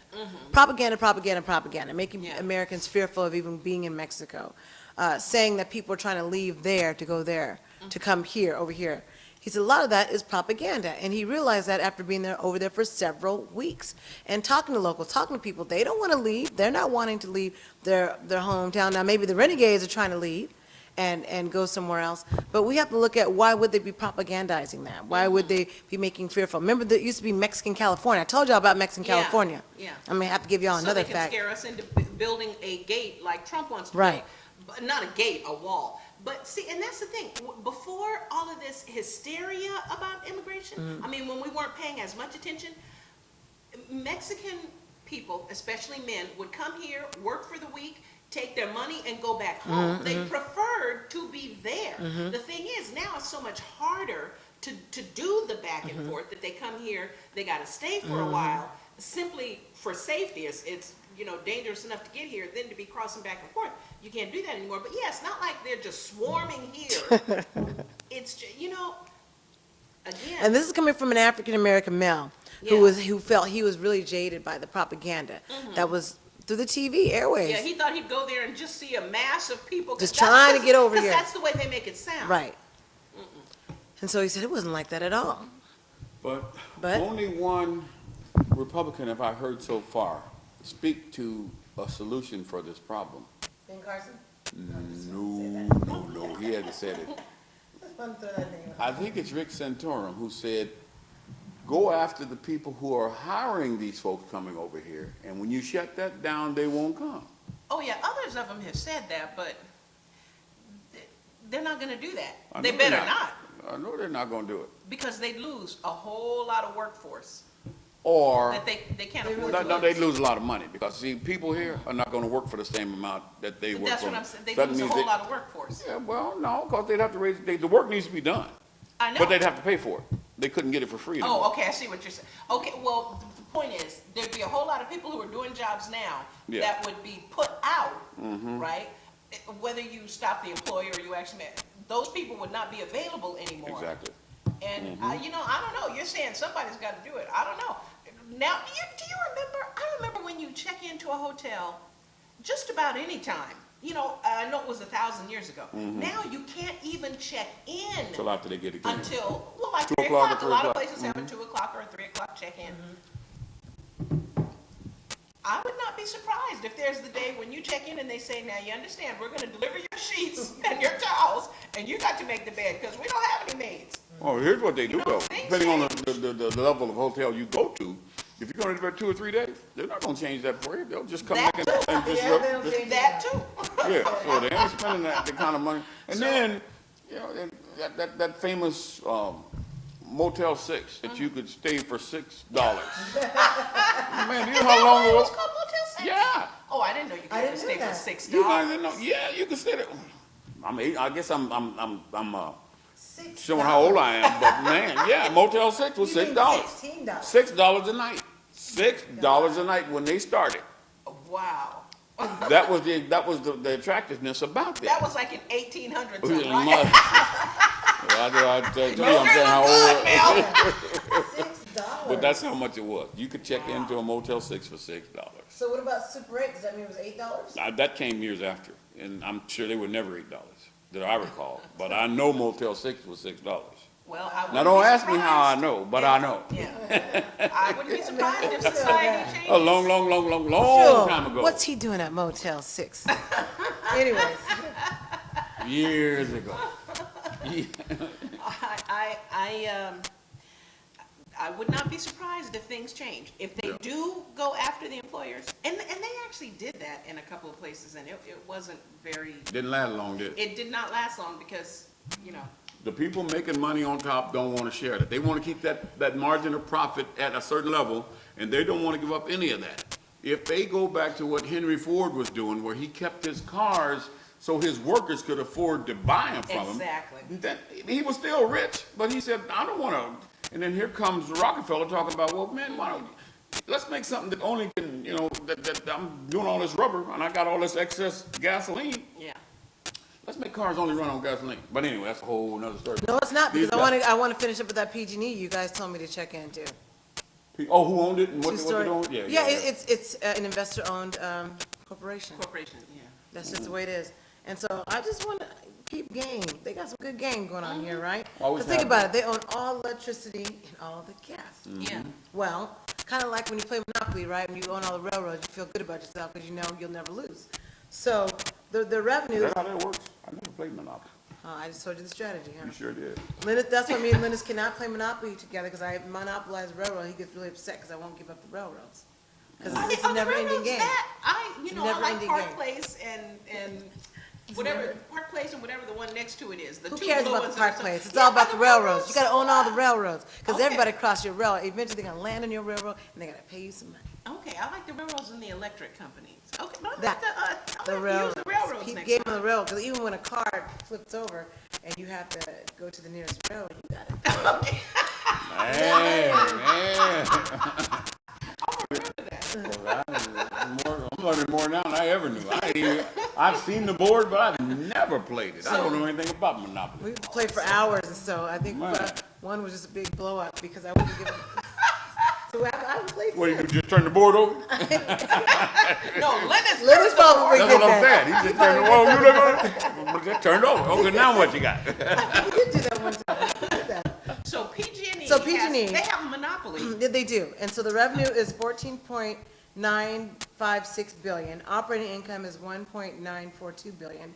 Net income is $858 million. It's probably more now because these are 2011. Total assets is $49.75 billion. Number of employees is about 19,000.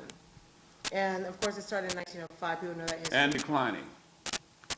You think so? In terms of employees. Right. PG&E was founded in 1905, currently headquartered in San Francisco. Yeah. So their 2011 income was in the billions. Of course. But we had to pay for those meters they put on our houses. Sure. And we had to pay for those people they blew up. Right. And so just to give people a brief history of the San Francisco gas, it was in the 1850s that the manufactured gas was introduced in the United States as a means of lighting. So gas works were built in larger Eastern American cities, but there's no gas industry in the West. In San Francisco, street lighting was available only on Merchant Street in the form of lamps. So that's how they got started. So three brothers, Peter, James, and Michael Donahue, became interested in gas manufacturing while running the foundry that later became Union Iron Works, the largest shipbuilding operation on the West Coast. So Joseph G. Eastland was an engineer and clerk at the foundry, joined them in gathering as much information on gas. So by 1852, that July, James applied for and received from the Common Council of the City of San Francisco a franchise to erect a gas works, lay pipes in the streets, and install street lamps to light the city with brilliant gas. And so the council specified the gas should be supplied to household at such rates as will make it their interest to use it in preference to any other material. The Donahue brothers and Eastland incorporated the San Francisco Gas Company on August 31st, 1852, with $150,000 of authorized capital. And the company became the first gas utility in the West. With how much? $150,000 of authorized capital $150,000 authorized capital. in 1852. Yeah, I wonder how many black folks could have got $150,000. Yeah, probably none. Not during that time. Yeah. So that's what, right around no. We haven't even gotten to the Reconstruction period during that time, so. Yeah. Yeah, so it's interesting, history of three brothers that's had an idea and started it and it just expanded. Yeah, so we should go to a break on that note. I just We almost can't feel get over flabbergasted. how much they take in, how much we pay, the fact that they're a private company, and, you know, they blow up people and do all kind of charge chicanery, the and we have to public pay for for it. Yeah. Pass it on. Pass through. Oh, no, we're not gonna hit our bottom Well, line. and then doing everything they can to stifle solar Or any other. expansion. So then, Or any other kind of, so just to kind of give you guys an idea of the monopoly, because I didn't read this part I didn't know. The City Gas Company was founded in April 1870 by the Bank of California to compete with the gas monopoly that was held by the Donahue brothers operation.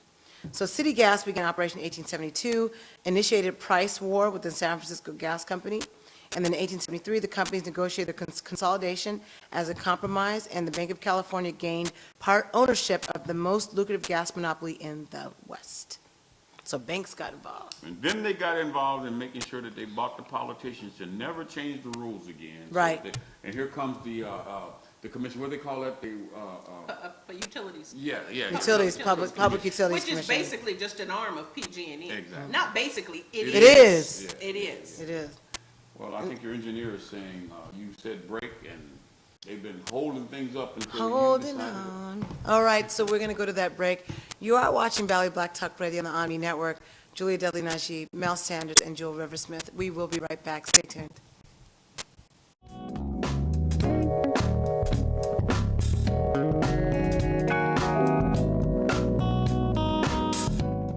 When you have credit card debt, the debt suckers' high rate and high pay are everywhere. Ooh, they're making another minimum payment. Great. Most of the money goes to us. We'll suck the life out of them. Because your credit card rates are so high, you can't get rid of the debt suckers alone. Their minimum payments are in vain. No, that's juicy. But one call to Consolidated Credit can get the debt suckers off your neck. Thank you for calling Consolidated Credit. Oh no, they'll lower his rates and consolidate his bills into one low payment. He'll pay off his debt in no time. Consolidated Credit drives us batty. Call Consolidated Credit now. Call now and get your life back. Oh, because debt sucks. Call now. Call Consolidated Credit at 1-800-810-0786. That's 1-800-810-0786. Call now. This is important news for women using birth control medications and devices. If you or a loved one have been diagnosed with a pseudotumor after using one of these birth control drugs or devices, you may be eligible for a cash award and medical expenses. Contact the law firm of Davis & Crump right now if you or a loved one have used one of these birth control medications or devices and were diagnosed with a pseudotumor to see if you are eligible for a cash award and medical expenses. Call now. Operators are standing by. The following is a paid presentation for Luminous Air. People have said to me, you look amazing. What have you done? People ask me if I'd had a facelift. People asked if I got Botox. These women all switched to a new foundation. People come up to me and say, your skin is beautiful. It's not a skincare lotion or potion. It's not even plastic surgery. I will have people say, what are you doing? You look younger. It's a huge leap forward in makeup technology. This is what I used to look like 10 years ago. And it can help you look 10 years younger instantly. I've had 2 people actually tell me it looks like I have porcelain skin. It's the Airbrush Beauty Breakthrough, Luminous Air, the most exciting new beauty product in years. It's the revolutionary new way to apply makeup that gets results liquids and powders can't match. I love it. I love the way I look. I looked in the mirror and I was like, whoa. It's a miracle makeup. It's the only makeup I will use. Today, you'll see dozens of women who've modernized the way they do makeup and transformed their faces instantly. They are ecstatic about their results. Your skin almost glows. I have gotten my youth back. I look better than I've ever looked. Luminous is a magical result. The makeup you're using can look dry and cakey. It exaggerates your pores and wrinkles, and it can make your skin look rough. Keep watching. You'll learn how you can go from this to this. You'll learn all about how you can have smoother looking skin, eliminate the problems of traditional makeup, and look 10 years younger instantly with the magic of airbrush and Luminous Air. Airbrush makeup was born in Hollywood because it gets the very best look. Oscar and Emmy award-winning makeup artists switched to using airbrush because it eliminates the heavy, unnatural look of liquids and powders. Airbrush makes everyone who wears it look younger. V. Neal is an 8-time Academy Award-nominated makeup artist. She's worked on some of the biggest movies in history, including the Pirates of the Caribbean films and The Hunger Games. She knows how beautiful airbrush makeup looks. It's a really flawless, very soft, velvety look. Plush. It gives your skin a really plush look. John Elliott is an Oscar nominee and was the head makeup artist on Desperate Housewives. Airbrush makeup.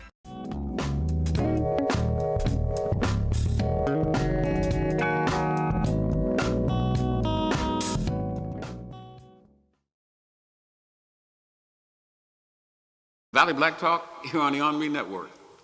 And I'm Mel Sanders along with Jewel Riversmith and Julia Dudley Najib, who's hiding out right now, but she'll be back shortly. And we hope you've enjoyed what you've been hearing so far. And if you haven't, guess what? Blame it on Julia. Listen, I'm not the one laughing all the time, but anyways, it's usually Mel.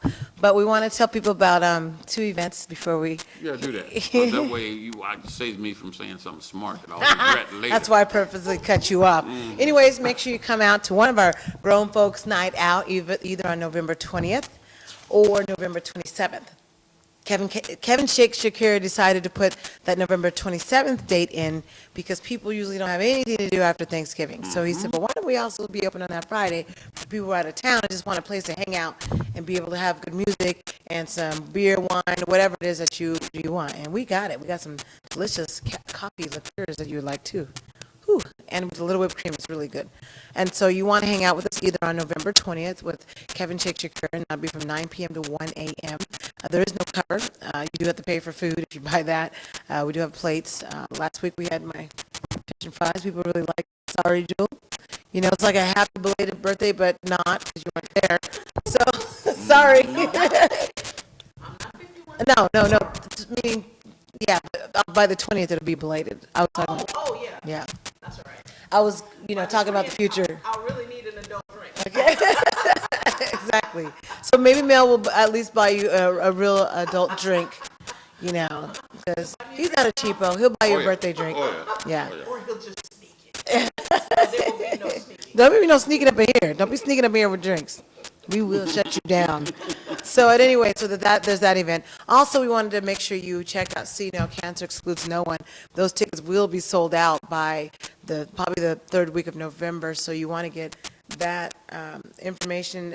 You want to tell them about that, Jewel, because you're in it. We talked about it already in the beginning. Yeah, we were talking about what they're going to be missing if they don't show. They're going to be missing the Jewel Riversmith. Sounds like you guys have it covered. But it will be on Fresno Soap Co. December 5th. Yeah, Fresno Soap Company. And so, they call it the Fresno Soap Co. That's what they call it. Yeah, and cancer excludes no one. As we've been telling people, even on the ONME network, we've been talking about the Pancreatic Cancer Awareness Month, which that's what it is for this month, looking at the signs of pancreatic cancer from jaundice, loss of appetite, pains or cramping in the stomach. You would want to get checked out. And cancer really does exclude no one. We think that we are immune. We think that we have to be older, and not necessarily. It has to run in our family. Right. And a lot of it sometimes has to do with our nutrition. Even when we look at Alzheimer's, this is also looking at Alzheimer's Awareness Month, and it's also American Diabetes Awareness Month. So, and guess what? Black folks have the highest rate in all 3 of those categories. Yeah, we got to be going to heaven. We didn't caught all the hell on earth.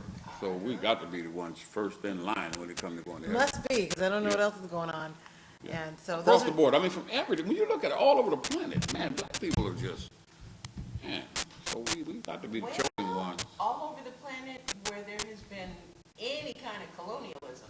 Mm-hmm. I don't know if there is a black place where there hasn't been colonialism. That's what I'm talking about. But that'd be very interesting to find. If there's a black population anywhere on earth where there hasn't been any, or very little colonialism. You can forget it. Yeah, I don't think any exists. No, So. they've been everywhere they could go. They've been to to control Well, at least and as far as, but now there's some brown people, I mean, way up the Amazon and stuff, there are places that haven't been completely taken over. yeah, but they're hard to get to, and they got know, they got them big catfish that eat people when they get in the water. You see those Yeah, up but in I'm just saying they're healthy. So when they go back up in there, yeah, there's only one way trip. They see them tracks going in, and none of them come back this way. Yeah, they get the point. They're not going up in there. You folks will leave you alone, even though you guys are walking around nude and all that. Yeah, we got that. Okay, well, speaking of colonialism, it looks like Ben Carson's making some strides. See how I connect that? Oh, He's making some strides all across the United States, at least with black folks. Mel doesn't want to hear it. He doesn't want to hear it. I know. What's the time talking about him? Quinnipiac University has, so according to the two polls, you have the McClatchy He's News doing better with and Republican Quinnipiac University, black their polls, two different polls that are not the usual Gallup, not no Gallup poll or anything like that. Yeah, But he's doing better beaten with Hillary Clinton by 10 Republicans. points. And then also, With black folks. no, right now he's beating Hillary Clinton by 10 points in this, according to the McClatchy News. If the election were held And today. Quinnipiac University, Yeah, yeah. they- Is that only asking Republicans? No, they ask everybody. When they That's talking about- everybody. Yeah, when they talking about. McClatchy News? Yeah. That's everybody. Yeah, they asking everybody. But, So- or a segment of it, but there ain't no way. I mean, please. Okay, we keep saying that. Yeah. We keep saying that. 999 Okay, is the wait, so proof. you're saying there was a Herman poll Cain is taken- not in this race. He just as well, because the same thing gonna happen to this guy that happened to him. Need to get ready for his radio show, because that's where Herman Cain is now. He on radio. So this was a McClatchy poll. Yeah, and also of likely Quinnipiac voters. University, also, it's two different polls. So the McClatchy News said that, it's 32%. Of likely voters, not just Republicans or what, just, wow. Yeah. And he was And ahead so, of Hillary and so, yeah, and 10 points ahead of Hillary Not that Clinton. she's so great, but I mean, And- between the two of them. And according to this article, this is from theroot.com. I know he's shaking his head. It's from a black news source. Don't be shaking your head because we need to talk about it. And they haven't seen this since the 1960 when Richard Nixon took 32% of the black vote ahead of time. Just like right now, it's ahead of time. Same thing. So according to McClatchy News, he has 32% of that vote, Of the black vote. of the black vote. Oh, wait, now I'm confused. All right, so they didn't ask everybody, they just And asked black folks. No, because it says both polls, as far as the white vote, it was by 56% he has the white vote. He asked both. Okay. They asked both. Mel doesn't want to believe it. It's okay. I'm just telling, and maybe he doesn't have a chance with the nomination. Maybe it'll be something that'll just say, no, fire and brimstone, and he won't get it. But what I'm saying is, right now, he has it. Listen, Donald Trump got a better chance than him, and Donald Trump ain't gonna get it. So Yeah, what does Donald that say Trump about They ask about, that's what I want, you know how polls are. We know how I polls- like McClatchy, and they tend to be pretty reliable. What about hopefully I'm saying it right, Quinnipiac University? Well, see, I don't know who they are, so I don't know about their reliability or their trustworthiness, but McClatchy, What about McClatchy? I wonder what did they ask? Did they ask between Carson and Clinton, or did they ask between all the candidates, who do you rate highest, or because you can frame something in a way that makes your guy look real good, the other guy look real bad, just depending on how you frame the question. Because I'm a little incredulous. Why would black folks, unless I would think this really is the case of I'm looking up because what I'm he's talking black. I don't think that was the case with Obama like you do. I think a whole bunch of people, black folks, didn't vote for him just because he was black. But Carson? You seem shocked. Yeah, I'm having trouble since People had a hard time believing Donald Trump. It's up there in the polls, I'm just saying. but a lot of black folks like Clinton. Not, me notwithstanding. So before you got here, Joe, we were talking about, at least in the first part of the segment, because Gwen Moore, she's running, and we talked about the Black Coalition, and it's not about caring. I'll tell you why I'm talking about that, because it's going to bring me back to this article, what the article discussed. So she talked about, in the interview she did with us, that people seen a small excerpt of that on the ONME Sunday Morning this week and next week. Oh, great. How Black people have to not go by affiliation of parties, but create a coalition based on an agenda. And then that agenda be fulfilled based on the criteria that's set. And that's where the mindset should be now. Well, this article said the same thing. Black voters are looking more so at the, what can this candidate do for us versus what can a party do for us? Because a party has not necessarily, either party has not necessarily fulfilled the agenda for Black people in Take general. out the necessary. It has not, but some people agree that it has. People that are staunch Democrats, Black staunch Democrats believe that it has done. Well, they've done more for us than Republicans, that's for Oh, sure. really? Yeah. No, In the last no. 50 years? Yeah. Since Reconstruction? Yeah. So anyway, I agree with both the sides. that's why it brought me to that article, because of Yeah, Root.com. the Democrats are trying to steal our vote, yeah. Democrats are, I don't mean They steal didn't our try to vote steal from them, the they other said party. quietly why it happened. So silence is consent. Well, you can say that, but to me, if you're not actively engaged in it, I'll cut you some slack. I'm not happy with you for not fighting it more, but I will cut you some slack. Well, if you Or know just I'm cut you. dying and you could step up to save me and you don't, then you should pull the trigger too. Yeah, I don't, you know, I don't think the person who drives the getaway car is as guilty as the one who runs in and robs the store. Well, that ain't what the law says. I know. The but law says the everybody's law guilty. also said blacks and whites can't marry, blacks gotta sit in the back of the bus, women are second-class citizens. The law has said a lot of things over the And years. some of that wasn't- is true. I'm telling you, you're about to get taken out to the woodshed. It would make life a whole lot simpler if everything stayed in its place. Now, Joe, I'm assume you don't mean that. I know You see you her won't be hesitate? sitting at the back Yeah, I of did any too. bus. She said, oh, boy, I love that reaction I got. well, if it's any consolation, because as you say, a poll can come from anywhere.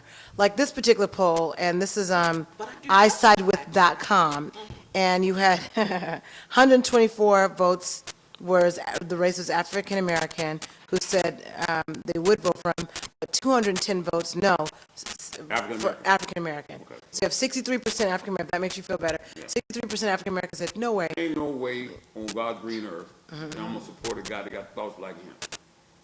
Even though he's my color, but he's not my kind. Well, so what's the deal?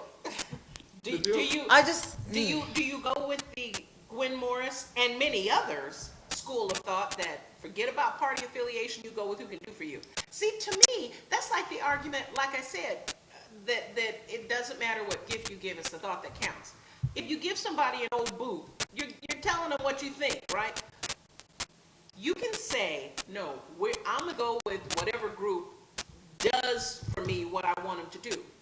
When have the Republicans done what you want them to do? I don't see And- how the and I'm not Democrats saying think. that the Democrats are great, but that's the problem I have with our system. Those are the only two choices we currently have, and if you are choosing between them, frankly, I would rather have the person that does less harm than the person that does more, if those are the only choices you give me.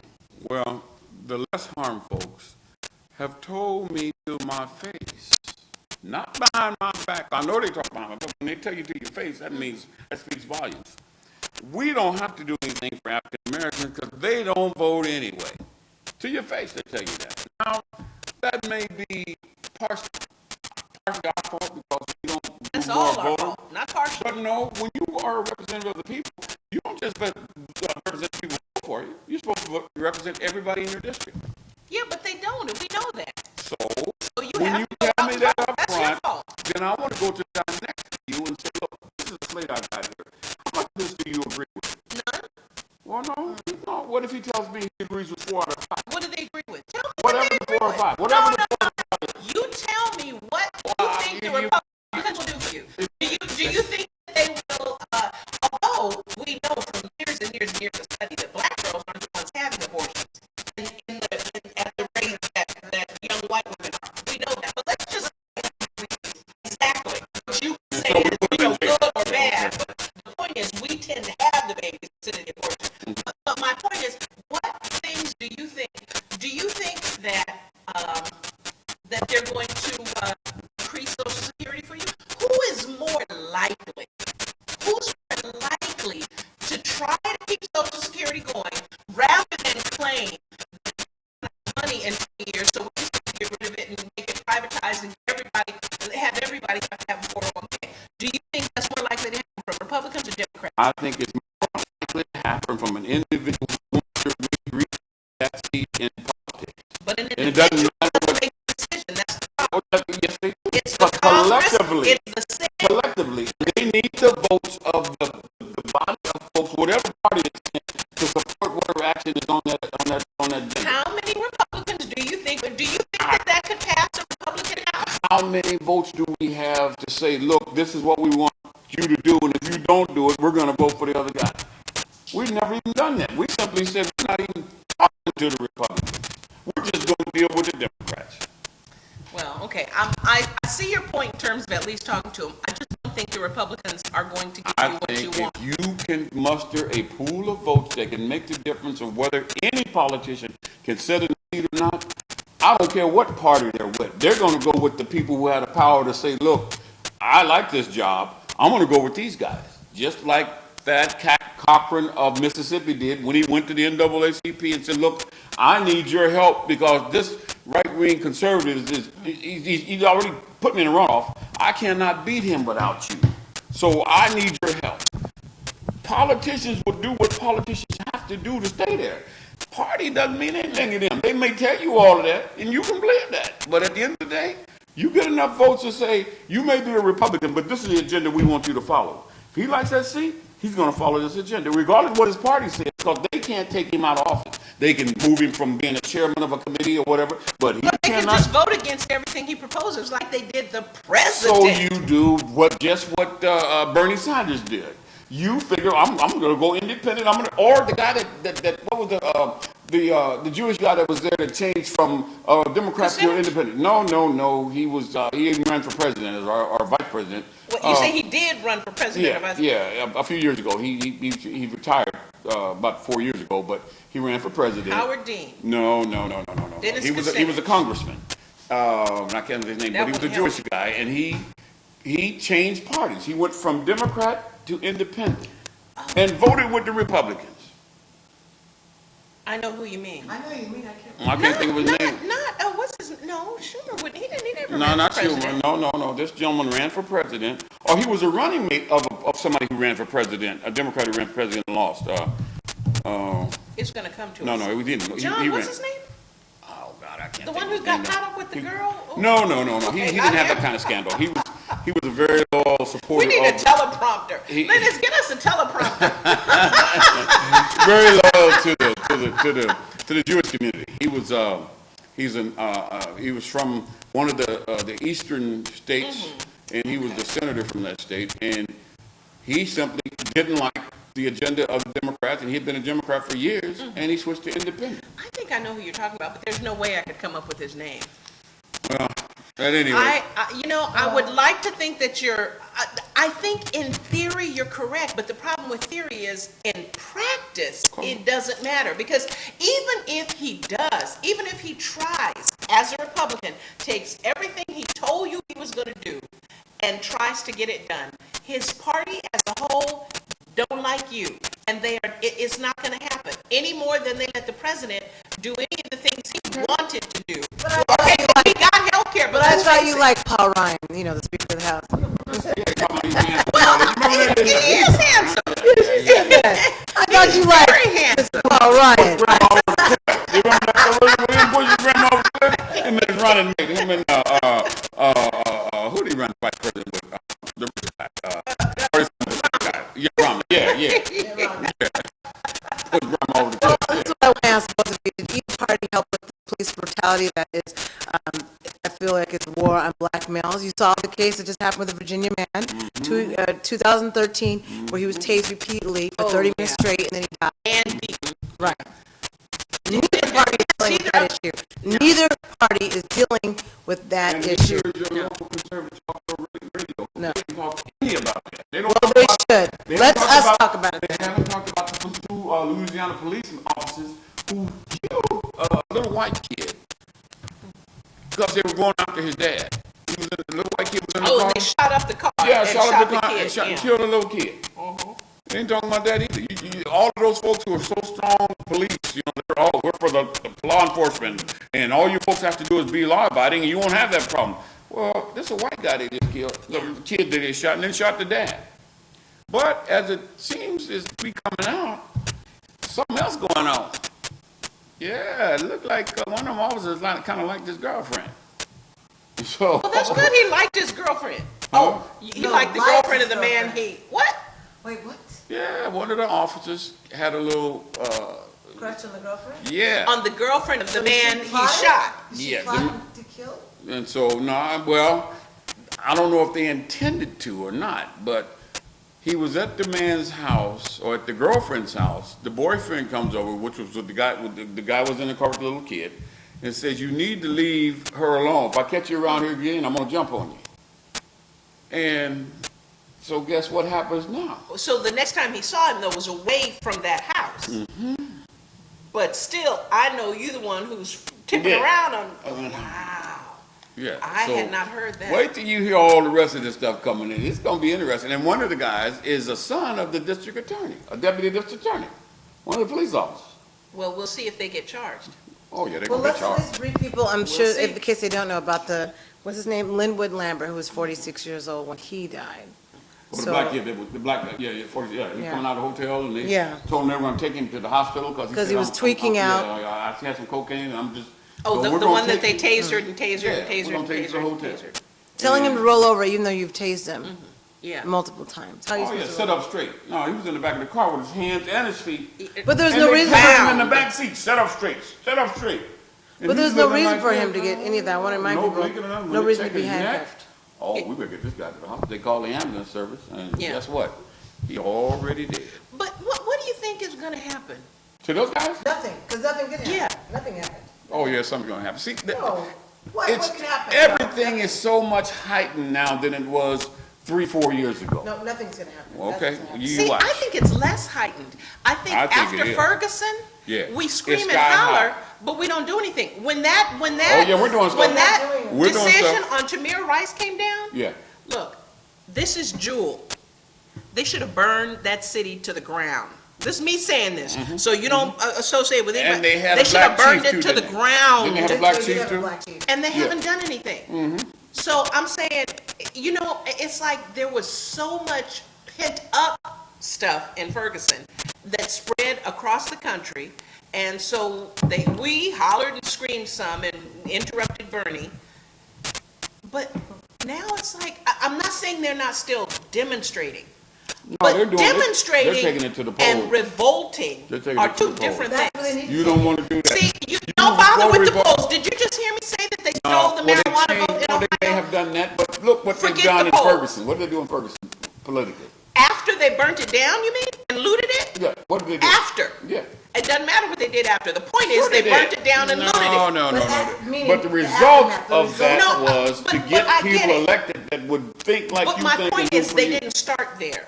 Right. They didn't know that. And I cannot They believe. didn't know that. And I'm saying. But they should know that. Because we're looking They at didn't our know that. system. Most of them were not even voters. That's the part that No, remember when I said. Why do we have ignorance? We can't keep pleading ignorance.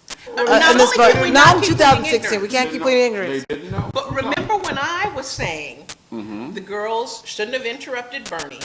That was rude, the way they did it. And I said. And then I came back the next week and said, but you know what? They got a lot of results, so maybe I'm wrong. When I said, looting only messes up your own neighborhood, right? It does. Yeah, but you know what?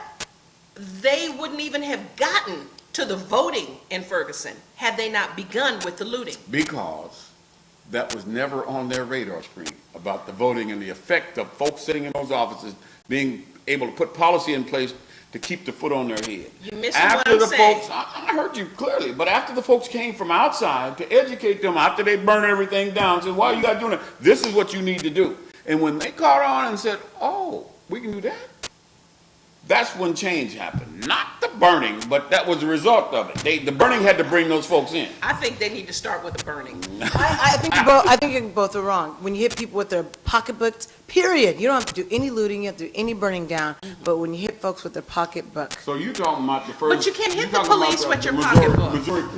Missouri football team. That what you talking about? That's what I'm talking about. Yeah, that's what I thought. Well, and I think that's great, but that worked in that case. It worked in all cases. It works in all cases. That's a coalition. They all came together. They all came together as a coalition, though. You know what I mean? That works. How are That you works going more to apply effectively. that to Tamir Rice? Are you going to boycott the police? We don't pay the police. Are you going to refuse We to do pay pay your the police, taxes though. so they Our don't get a taxes- paycheck? But we vote Apply on it. We do vote on it. We do create policy that, they get paid based on the policy that we make.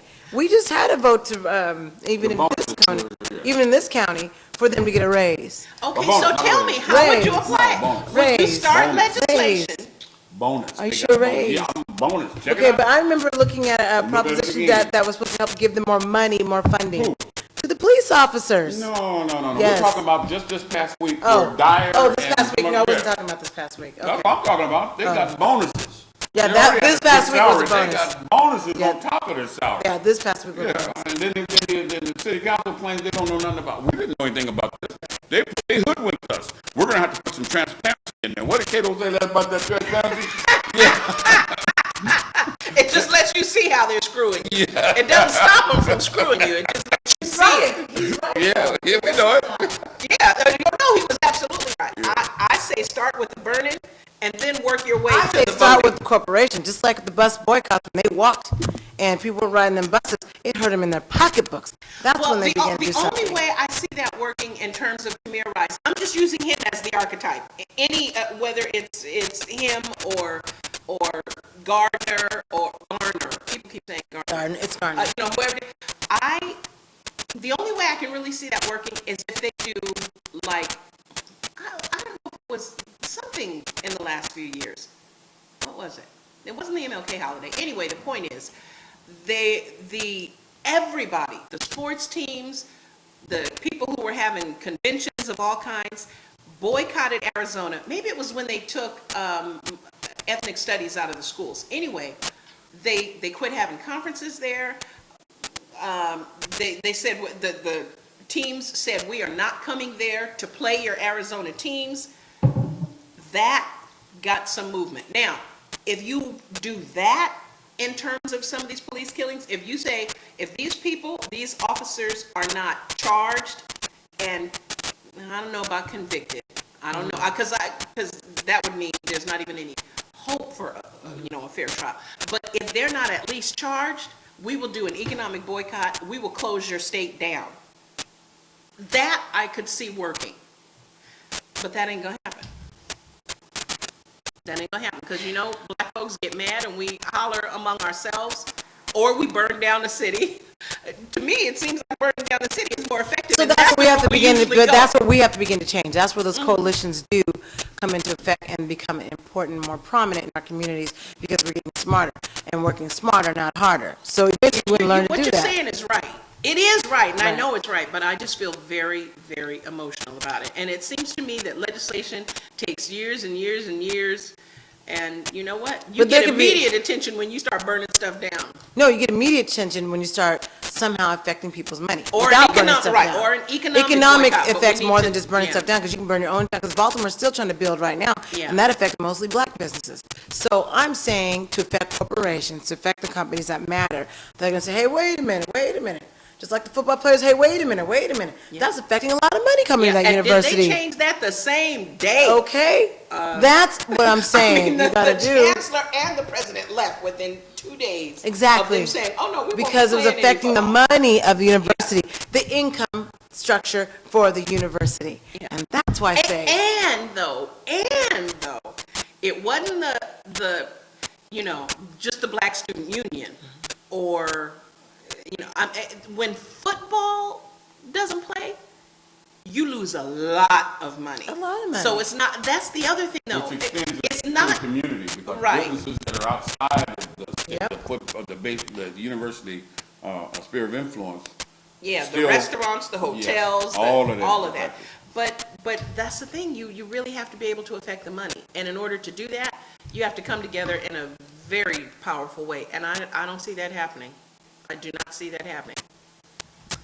Okay, so we've got 2 minutes left of the program. What are any final thoughts we want to say? Burn the city. Economics. I say total economics. Coalitions is where it is. No, I was gonna say, hey, figure out how to get political power. Because that's how you make real change and sustainable change. But make sure you screen the people that you send to make that change, because they're very easily could be bought off. And the next thing you know, you got the same thing you've had before. So be very careful who you select to go represent you and hold them accountable. Do like Mr. Norman did when he was working with the NACP and they had a preacher to do the speaking on their behalf.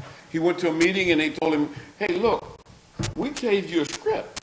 No, you're supposed to stick with the script. Well, I'm a minister and I can speak. He said, I'll tell you what, next time we give you a script, we tell you to do something and you don't say it, we'll snatch you off of that dais. And the next meeting they went to, he did the same thing.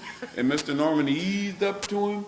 And while he was talking, Mr. Norman said, and that's where we're going to end this story. Because you're running out of time. No water. You finish the sentence, okay? So again, we thank people for watching this edition of Valley Block Talk Radio.